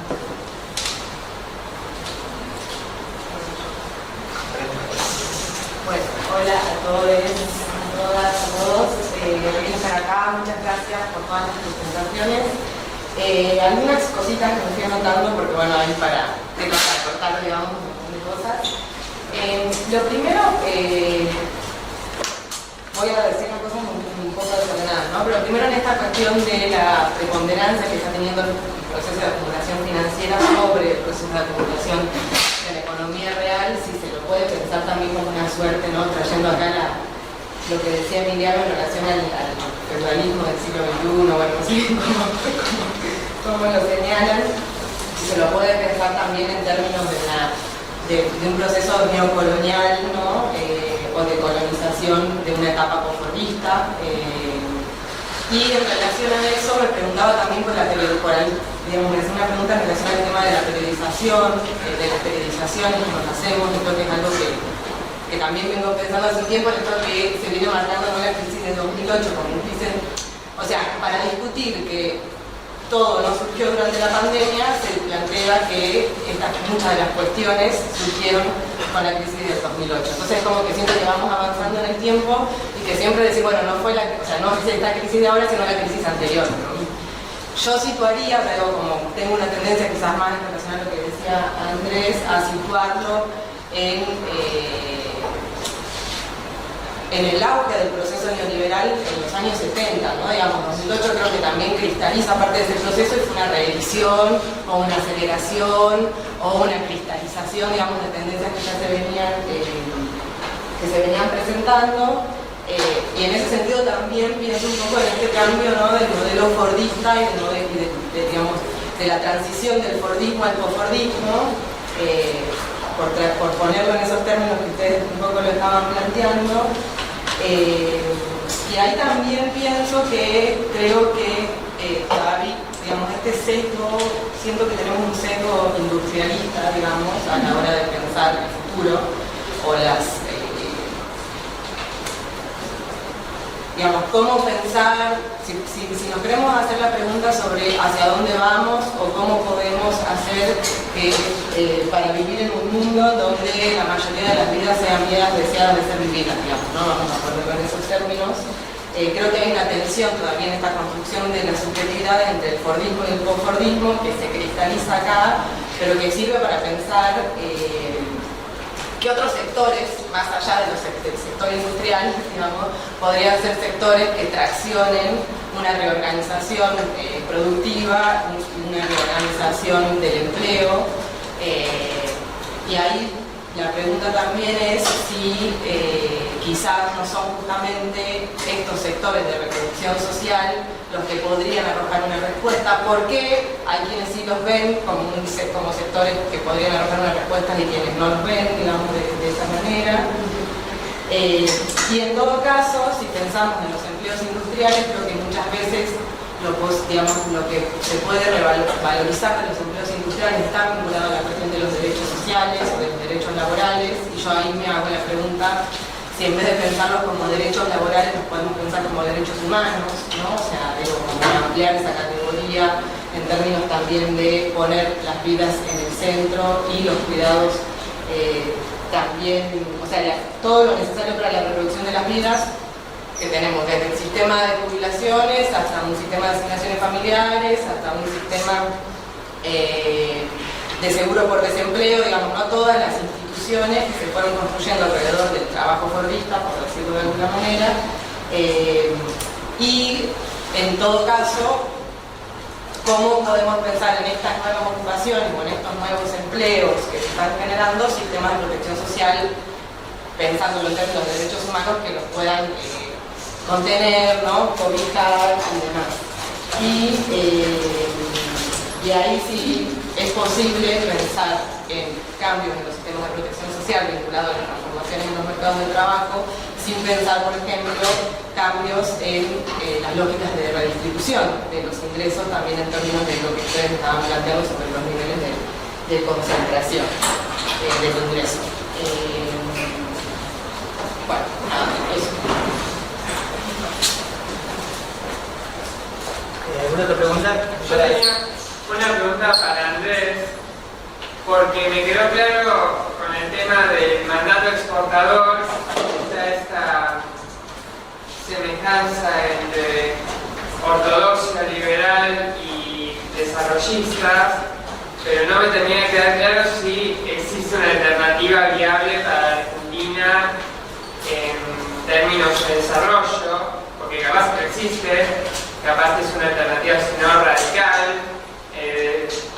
no sé, Patel tal vez decir, bueno, a partir de ahora esas son las reglas, es algo totalmente distinto, o por ejemplo no pagando la deuda, o capaz haciendo una serie de reformas con precisión casi de ingeniería y decir, bueno, esa receta la vamos a aplicar y así vamos a desarrollarnos. ¿Hay alguna salida que considere aceptable o viable para Argentina? Allá hay otra pregunta. Preguntas breves. ¿Cómo proyectan que evolucionará la brecha de género en el trabajo de cuidados en los próximos 10 años en la Argentina? Un plazo largo, digamos. Y otra pregunta que tenía, ¿qué políticas públicas en Argentina consideran más efectivas para reducir la carga de trabajo de cuidados sobre las mujeres? ¿Y cuáles existen en otros países que sean tangibles y se pueda implementar o ver de alguna forma con la Argentina? Van anotando, ¿no? Acá hay otra. Yo quería preguntar, por ahí me volvió a la pregunta, pero me quedó resonando, o sea, la primera idea que tuve cuando mencionaron lo del tema de la deslocalización productiva que trae como consecuencia de la automatización del trabajo. Quería preguntar también si la tendencia esa, bueno, estas nuevas tecnologías que hacen que se pueda trabajar, por ejemplo, desde las casas y no la necesidad, por ejemplo, de una fábrica, que todo el mundo esté trabajando dentro de la fábrica, también sería un tipo de deslocalización, o solo es sacar la centralidad de las fábricas del centro de las ciudades para las periferias. Yo veo una más de coyuntura. Emiliano, mencionaste el comentario de Movini sobre la financiarización de la economía real y Andrés hablaste sobre la restricción externa, pero preguntarle si estuvieron mirando bueno, cómo se está dando la financiarización hoy y el sostenimiento del tipo de cambio y qué futuro le ven más allá de esta salida de evaluatoria que siempre tenemos. Allá Mariana tenía una más. Esa la política. No, pero para Andrés, en realidad, te preguntaba si cuál es la relación que vos ves entre el extractivismo tiene un vínculo muy fuerte con la producción de renta, ¿no? De renta extraordinaria. ¿Cuál es el vínculo que tiene eso, si es que lo han discutido, con el tema de la fuga de capitales, digamos, ¿no? Si es ese componente de la renta, del ingreso, que es más factible de ser jugado o no tiene nada que ver, son, digamos, fenómenos separados. Para él, había dos cuestiones. Una, ¿qué papel tiene en toda esta discusión que vos planteaste al principio las nuevas tecnologías vinculadas a la inteligencia artificial? Digamos, hemos estado charlando un poco, pero me parece que más allá de la digitalización del trabajo, más allá de la robotización y todo eso, como que el desarrollo de inteligencia artificial tiene como, me parece que hay algo más, que una vuelta de rosca, capaz que también el mismo contexto y nada más, o capaz que hay algo más.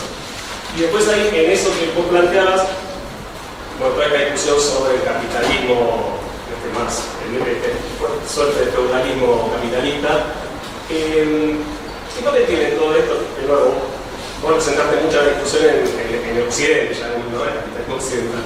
¿Qué papel puede tener en todo esto el crecimiento, el avance de China, ¿no? Como una potencia internacional muy poderosa, con el espacio geopolítico, económico que está en torno a eso? Si eso altera o genera algo nuevo en todo esto, o es simplemente más de lo mismo.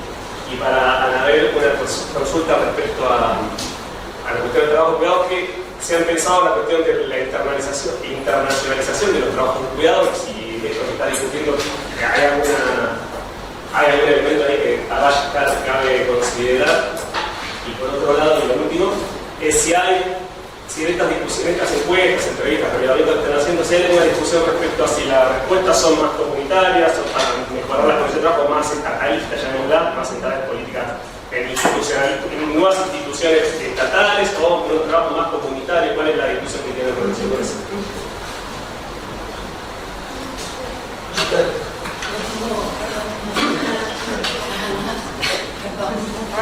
Sí, las discusiones que pudieron cantar sobre la forma de lucha y resistencia, por ejemplo, los paros, que por lo general con la discusión que fue de las mujeres se ha hecho mucho esa discusión de, bueno, cómo separan el sector de cuidados, remunerado o no remunerado, si hay alguna forma de estrategia, las diferencias entre estar en una institución, en un domicilio, y si se pudo hablar con la población. De alguna manera, para englobar el resto, en un futuro lejano, ¿cómo presentarían un posible mercado de trabajo acá en nuestro país? Y otra pregunta era el hecho de la flexibilización laboral, teniendo en cuenta todo lo que pasó con la pandemia, ¿qué consecuencias trae hoy en día en el futuro?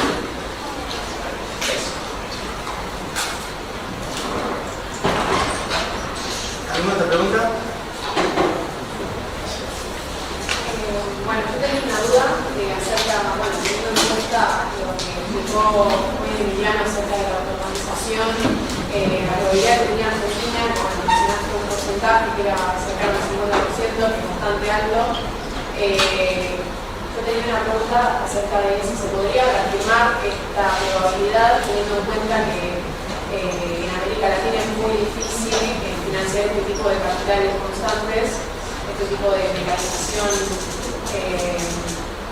y sabiendo que es mucho más fácil por ahí financiar nuevos salarios para nuevos puestos de trabajo.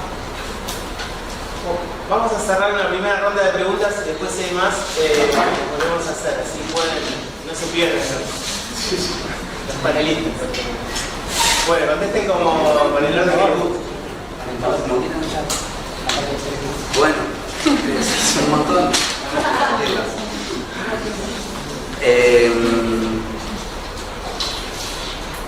Trato de resumir dos, ¿no? La primera pregunta más sobre la aceleración de las tendencias, digitalización y demás, y la periodización que planteaba Brenda. Yo creo que efectivamente los mojones estructurantes de la sociedad actual son los mojones del neoliberalismo. O sea, el giro neoliberal marcó 3 o 4 cuestiones básicas sobre las cuales se construyó el mundo que vivimos, que están basadas en la deslocalización productiva, en la financiarización elevada, en el aumento del sector servicios, todos los elementos que más, la flexibilización laboral y la flexibilización general del mundo del trabajo. Sin embargo, lo que sí creo es que es interesante ver que la intensidad de la crisis capitalista del último tiempo no son todas iguales. Y que la del 2008 fue una crisis que se dio en un contexto ya de un alto nivel de concentración de ingresos, sobre todo financieros y las financieras, los bancos de inversión y de tecnológicas, que si bien existían previamente, post-2008 tuvieron un boom inédito. Y eso podría quedar como, bueno, está bien, mañana puede ser otro sector, sí, pero vinculándolo a otro de los temas que se planteaba, digitalización, deslocalización y efectos en sí de la digitalización en el mundo del trabajo, que es algo que no dije, es que el cambio, y ahí sí me pongo más sociólogo, o no sé si sociólogo, me robo cosas que dicen mis compañeros y compañeros. Creo que hay una cosa muy importante que es el cambio de subjetividad post-2008, es mucho más profundo que previamente. O sea, de nuevo, intuición pura si quieren, o algunas lecturas muy amplias, pero hay una idea muy fuerte de un cambio hacia una subjetividad más individualista, hacia mayor búsqueda de flexibilidad en la vida, en los tiempos de trabajo, en los tiempos de ocio, etc.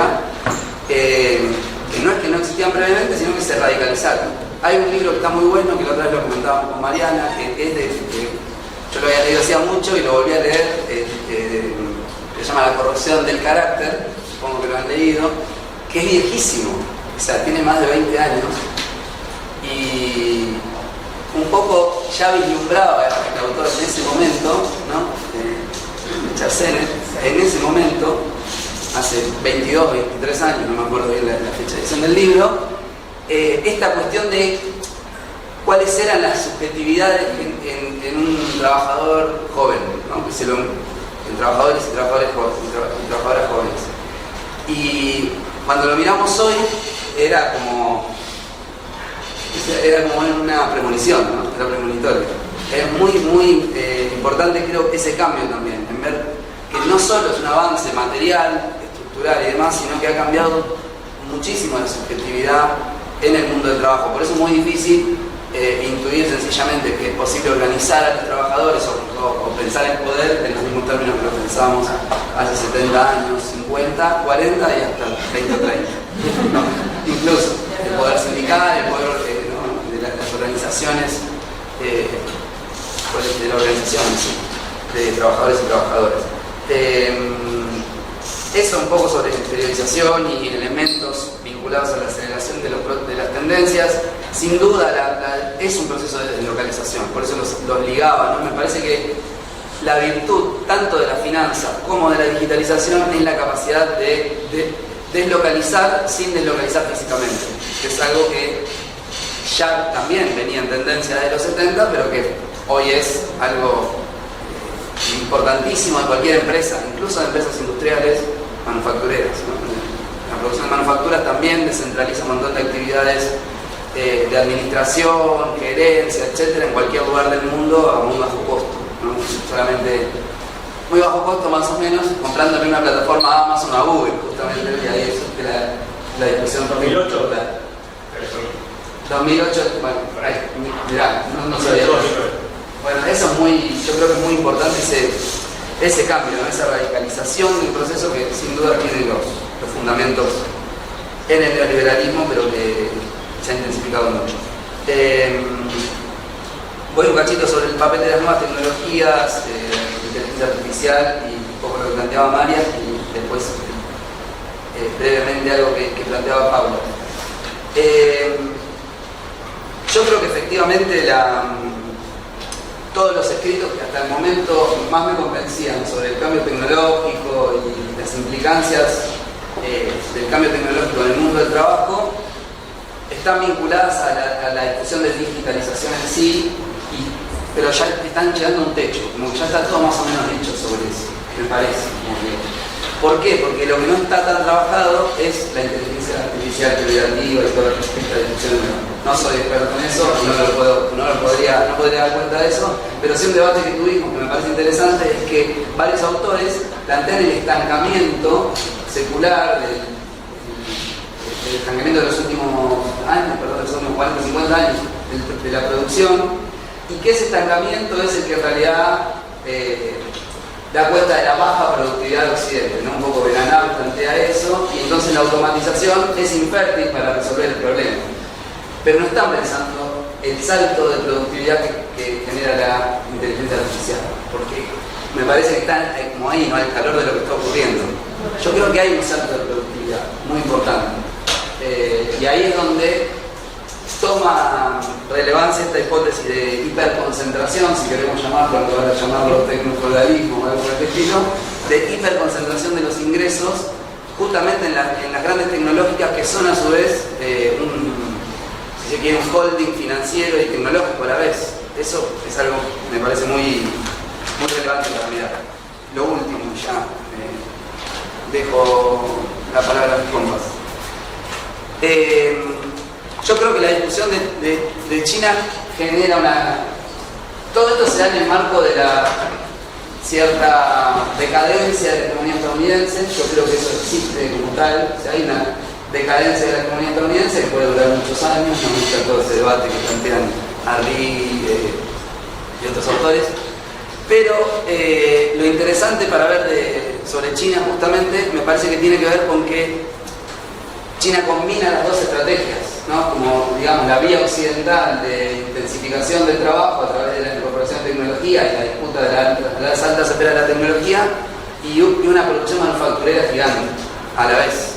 y a la vez desarrolla, por tanto, un mercado interno gigante y una estrategia exportadora, con lo cual muestra, digamos, un nivel de complejidad del mundo que muchas veces nos olvidamos porque vivimos de este lado, pero casi todo lo que consumimos y vamos a consumir proviene de esa región del mundo. Entonces me parece que efectivamente cambia bastante las reglas. Y lo último, respecto a la situación de Argentina y de lo financiero, Andrés seguramente aporte algo más contundente al respecto. Yo creo que es casi imposible, pensando en el argumento que planteaba antes de la cuestión de cómo está estructurado el mundo hoy en cadenas globales de valor o redes globales de producción y qué roles tienen nuestros países y otras regiones periféricas, que nuestro, por ejemplo, pase a ser un reservorio o un recipiente, digamos, para que vengan inversiones de la misma forma que van a otras regiones del mundo. Es decir, vos haces el ajuste más importante de la historia de la humanidad para recibir inversiones a través del RIG o otro proyecto parecido, y yo creo que vas a recibir muy pocas. Porque es siempre más rentable invertir donde ya tienen esas condiciones que generar las condiciones, esperar 10 años para que no haya determinados conflictos y luchas y que no haya otros empoderamientos. O sea, ¿cuál sería el beneficio? Creo que ahí hay algo que, digo esto porque lo que están esperando es básicamente eso. ¿Cómo van a sostener el tipo de cambio? ¿Cómo van a lograr, digamos, surfear la posibilidad de dólares cuando se acabe el proceso de blanqueo, totalmente el 8, ¿no? Bueno, ahí me parece que hay una cosa, una apuesta que no la veo como exitosa de parte del gobierno actual. Después hay otras cosas, por supuesto no estoy haciendo una evaluación, más allá de mi evaluación sobre el gobierno actual, que sería otro. Digo, esto en cuanto a lo económico de su propio proyecto, no entiendo por qué funcionaría. Así, ¿no? Bueno. No, algunas cosas, voy a tratar de vincular algunas cosas para no ser muy largo. Sí, solo una cosa de lo que mencionaste vos, Brenda, digo, a mí me parece que países como los nuestros tienen que pensar en otro tipo de actividades, por ejemplo, menos divisa intensiva, ¿no? Tiene que ver con salud, educación, por ejemplo, cuidado, pero eso implica un replanteo social de prioridades sociales difícil. Eso es algo que, por ejemplo, está muy presente en otros países como Cuba, y inclusive es muy difícil de sostener en ese sentido. Te van a preguntar a cubano qué quieren, y quieren las Nike que tiene también, digo, ¿no? Es como, son procesos muy difíciles y profundos, pero creo que sí, claramente, y además porque el planeta no se sostiene de otra manera, digamos, ¿no? Pero bueno, digo, es una lucha de largo aliento. Y también es cierto que, digo, ojo con pensar en sociedades postindustriales. Hoy en día lo que se está pensando, y en Occidente, son políticas industriales. Digo, ¿no? Si uno observa que está, sobre todo en Estados Unidos, por ejemplo, lo que se está discutiendo es políticas industriales, también en Europa, cómo hay tarifas para que no te invadan los autos eléctricos en China, para ver cómo producir. Digo, la Argentina hoy está más claramente contramano del mundo que nunca. Uno puede decir en los 90 la ofensiva neoliberal, bueno, iba con la corriente. Hoy está completamente a contramano, porque básicamente no hay que hacer ningún tipo de política, hay que todo lo decida el mercado, hay que abrir todo, y lo que están haciendo las potencias principales, inclusive Trump, claramente, digo,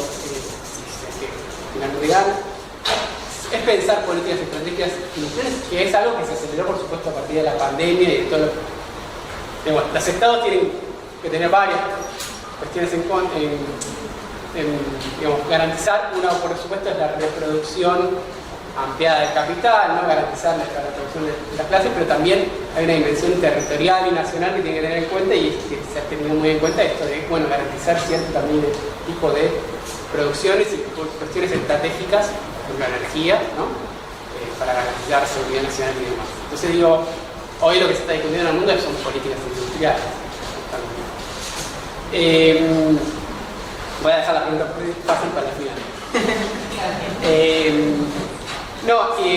Y bueno, en realidad algo que también mencionaste vos, que tiene que ver con el tema de la resolución del ingreso, de la consecución del poder económico, lo que señalabas vos, Mariano. Sí, por supuesto, que viene bárbaro tu pregunta, porque es algo que yo no llegué a meter, pero que, por supuesto, yo lo que no dije es que se van los dólares, y también hay una apuesta por exportar más, ¿no? Ahora, si uno mira, por ejemplo, nosotros analizamos mucho lo que llamamos la cúpula empresarial, las grandes empresas, Si uno ve los principales exportadores, casi el 75-70% de las exportaciones argentinas está concentrada en 100 empresas, prácticamente, y si tomamos las 50 primeras, pues exportan más de la mitad de lo que exporta el país. ¿Cuál es el objetivo de las políticas del mandato exportador? Bueno, potenciar esa dinámica que se exporte más. Ahora, si uno lo mira por otro lado, esos mismos son los que remiten utilidades o fugan capitales, no por otra ventanilla. Y en el caso de la renta es muy claro, es casi automático, porque como toda renta no tiene la obligación de ser reinvertida para un mecanismo competitivo y demás. Y lo que históricamente también pasó con el agro, ¿no? De uno mira el agro, bueno, obviamente no tenemos datos de quién es el que compra dólares, pero digo, aumenta, no sé, más salió el dólar soja, por ejemplo. Automáticamente aumentó el precio con todo con liquidación en ese momento, ¿vieron? ¿Por qué? Porque ¿qué hacen con los mayores ingresos que tiene de las exportaciones agropecuarias? Compran dólares, digo, ¿no? O invierten afuera, ¿no? Pero digo, salen, porque es renta, ¿no? O hacen una inversión inmobiliaria en Rosario, o la sacan a Suiza o donde sea. Por lo tanto, son los mismos actores, y el problema del mandato exportador es que potencian esos actores que no reinvierten ese excedente en Argentina, ¿no? Y en el caso de hidrocarburos, que diría lo mismo, esa renta, como digo, no derrama, no genera, digamos, ¿no? Otros encadenamientos, no hay una política industrial orientada en ese sentido, por lo tanto, esa renta, garantizada por el RIGI, por ejemplo, va a terminar fuera, ¿no? Que garantiza que ni siquiera tengan, después del cuarto año, ni siquiera tengan que liquidarlo. Con lo cual, bueno, estamos en un problema en la medida que sigamos favoreciendo actividades rentíferas. Y digo, te doy un ejemplo y esto lo vinculo un poco con, voy a tratar de hacer el vínculo con la pregunta clave del compañero. ¿Qué hacía Repsol? O sea, cuando YPF estaba en manos de Repsol, ¿qué hacía? Bueno, como los yacimientos, básicamente Repsol se puso a explotar los yacimientos que había descubierto YPF durante toda su época anterior, cuando era estatal. ¿Qué hacía? Bueno, eran yacimientos que estaban maduros, o sea que cada vez se rendían menos, entonces sacaba, pero no, era muy caro, o sea, sacar más petróleo en Argentina, porque Argentina es un país que tiene petróleo, pero no es Arabia Saudita, sino es un agujero y sale fácil. Entonces, ¿qué hacía Repsol? Que es una empresa transnacional. Bueno, las ganancias que obtenía por el petróleo que sacaba en Argentina y vendía, que exportaba también, las reinvertía en otras partes del mundo donde le era más rentable, ¿no? En Medio Oriente. Por ejemplo. Y eso sin algún tipo de, o sea, confiando simplemente en los mercados, en los sectores nacionales. Bueno, esa es la lógica, ¿no? Y es una lógica más muy clara en el sector hidrocarburífero, completamente transnacionalizado, pero que se va dando en el resto de la economía.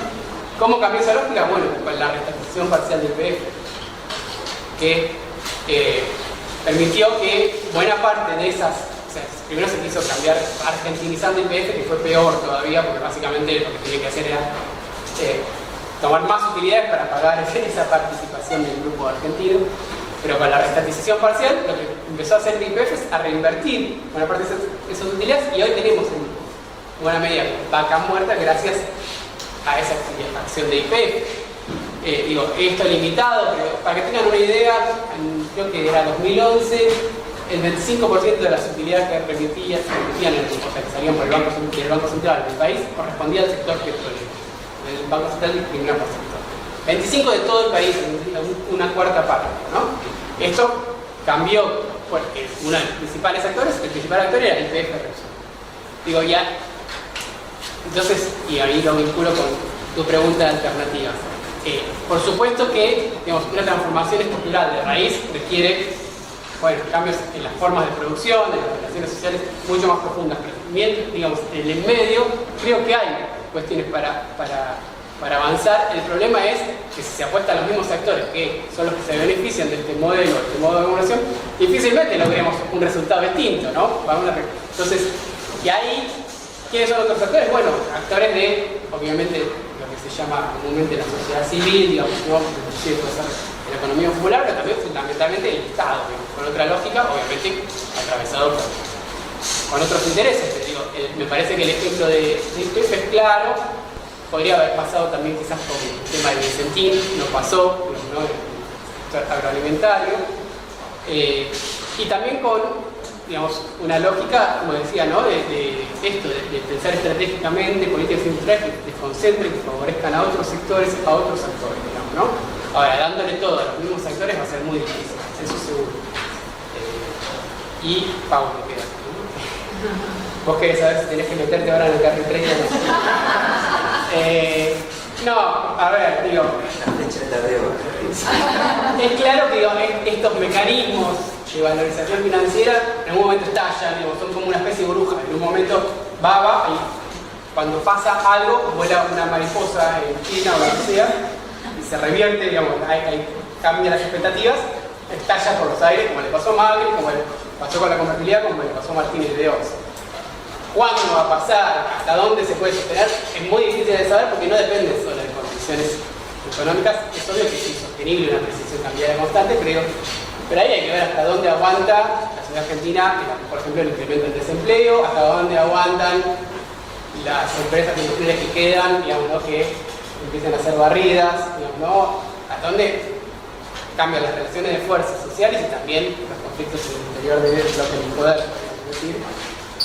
Y también en qué momento, bueno, dicen, digamos, esta bola se acumuló lo suficiente como para que salgamos y ahí seguramente, digamos, se produzca la catástrofe que en general se produce.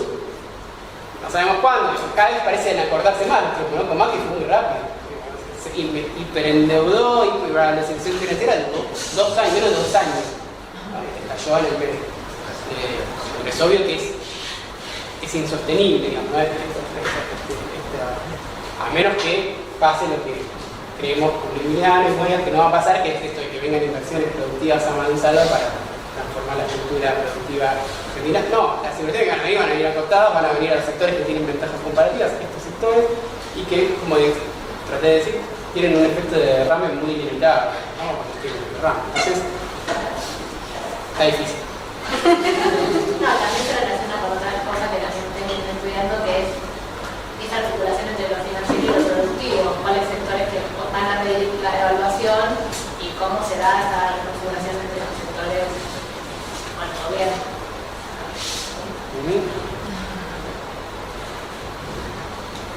Yo ya estoy. Bueno, retomo algunas de las cosas que se dijeron brevemente. Por ahí comienzo por el compañero que preguntaba respecto de las brechas de género en los cuidados y de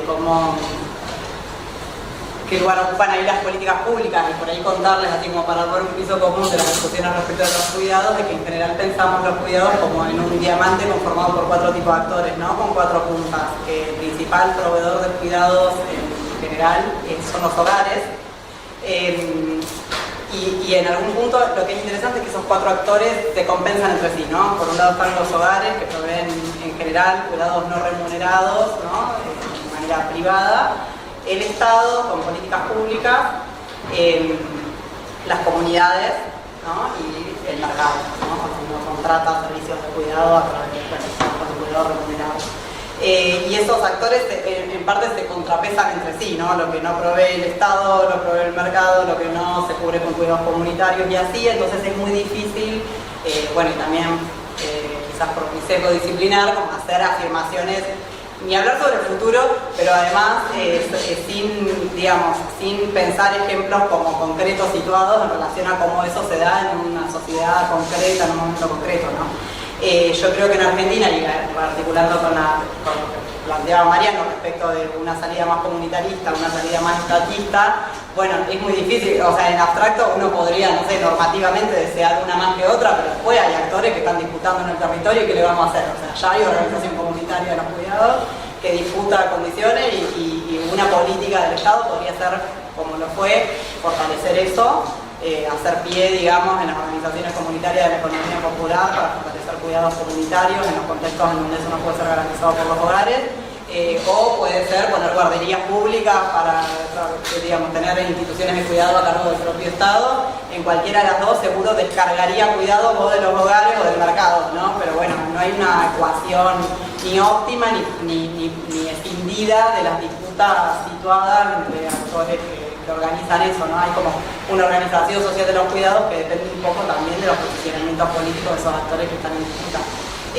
Para mí es muy interesante, hay compañeras que acá pienso que lo analiza como digamos, el rol de la economía popular en nuestra historia reciente y cómo eso no solo organizó cuidados, sino que además disputó sindicalmente, nos permite pensar como en esa lógica política de disputa de los cuidados. Y no tengo una respuesta para lo que planteaban, pero me quedo pensando respecto a lo que pensaba más en esta...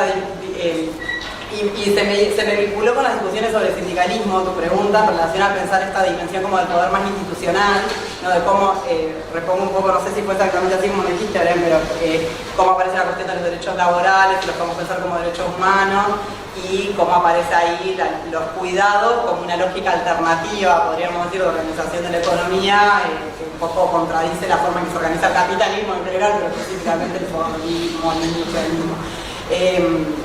Y me parece que ahí como que hay unas discusiones, digamos, en los estudios de género, el feminismo ha venido a discutir el rol de los cuidados, o cómo los cuidados implican hasta una ética diferente, o el modo en que hemos pensado como nuestro ser en el mundo, ¿no? Y cómo esta división histórica entre lo privado y lo público, y cómo el mundo de lo público en el capitalismo quedó asociado a esta imagen que decíamos hace un rato, el varón industrial fabril, a esta lógica, implicó, digamos, y lo vinculo, decía, con la cuestión de los debates sindicales, una forma de pensar también los derechos laborales, lo normativo, vinculado a una idea de justicia abstracta, ¿no? Como a la idea del Estado pensado también por los varones, ¿no? Como, bueno, en esa articulación, y cómo esta lógica de los cuidados, hay algunas compañeras feministas de los estudios de género discutiendo como una ética del cuidado que pone atención en lo local, en lo situado, en las necesidades particulares de las comunidades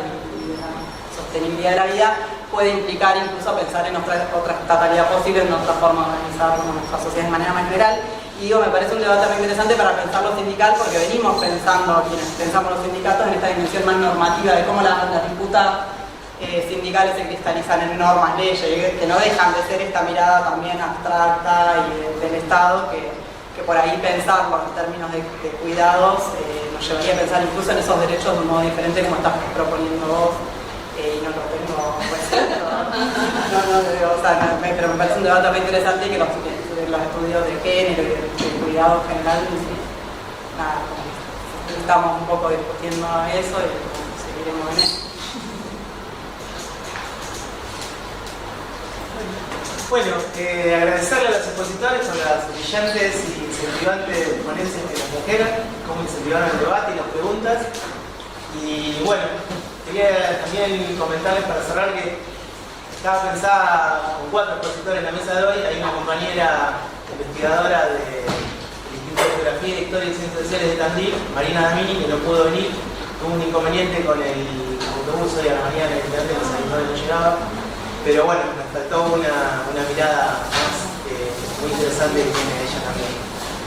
Los quería invitar para inscribirse, porque salen legales que no están inscritos, y también para las charlas de hoy en la tarde, que viene la doctora Dora Barrancos y el doctor Fortunato Molimachi a discutir los tiempos que vienen y el futuro para la juventud y las futuras centrales laborales. Bueno, muchas gracias.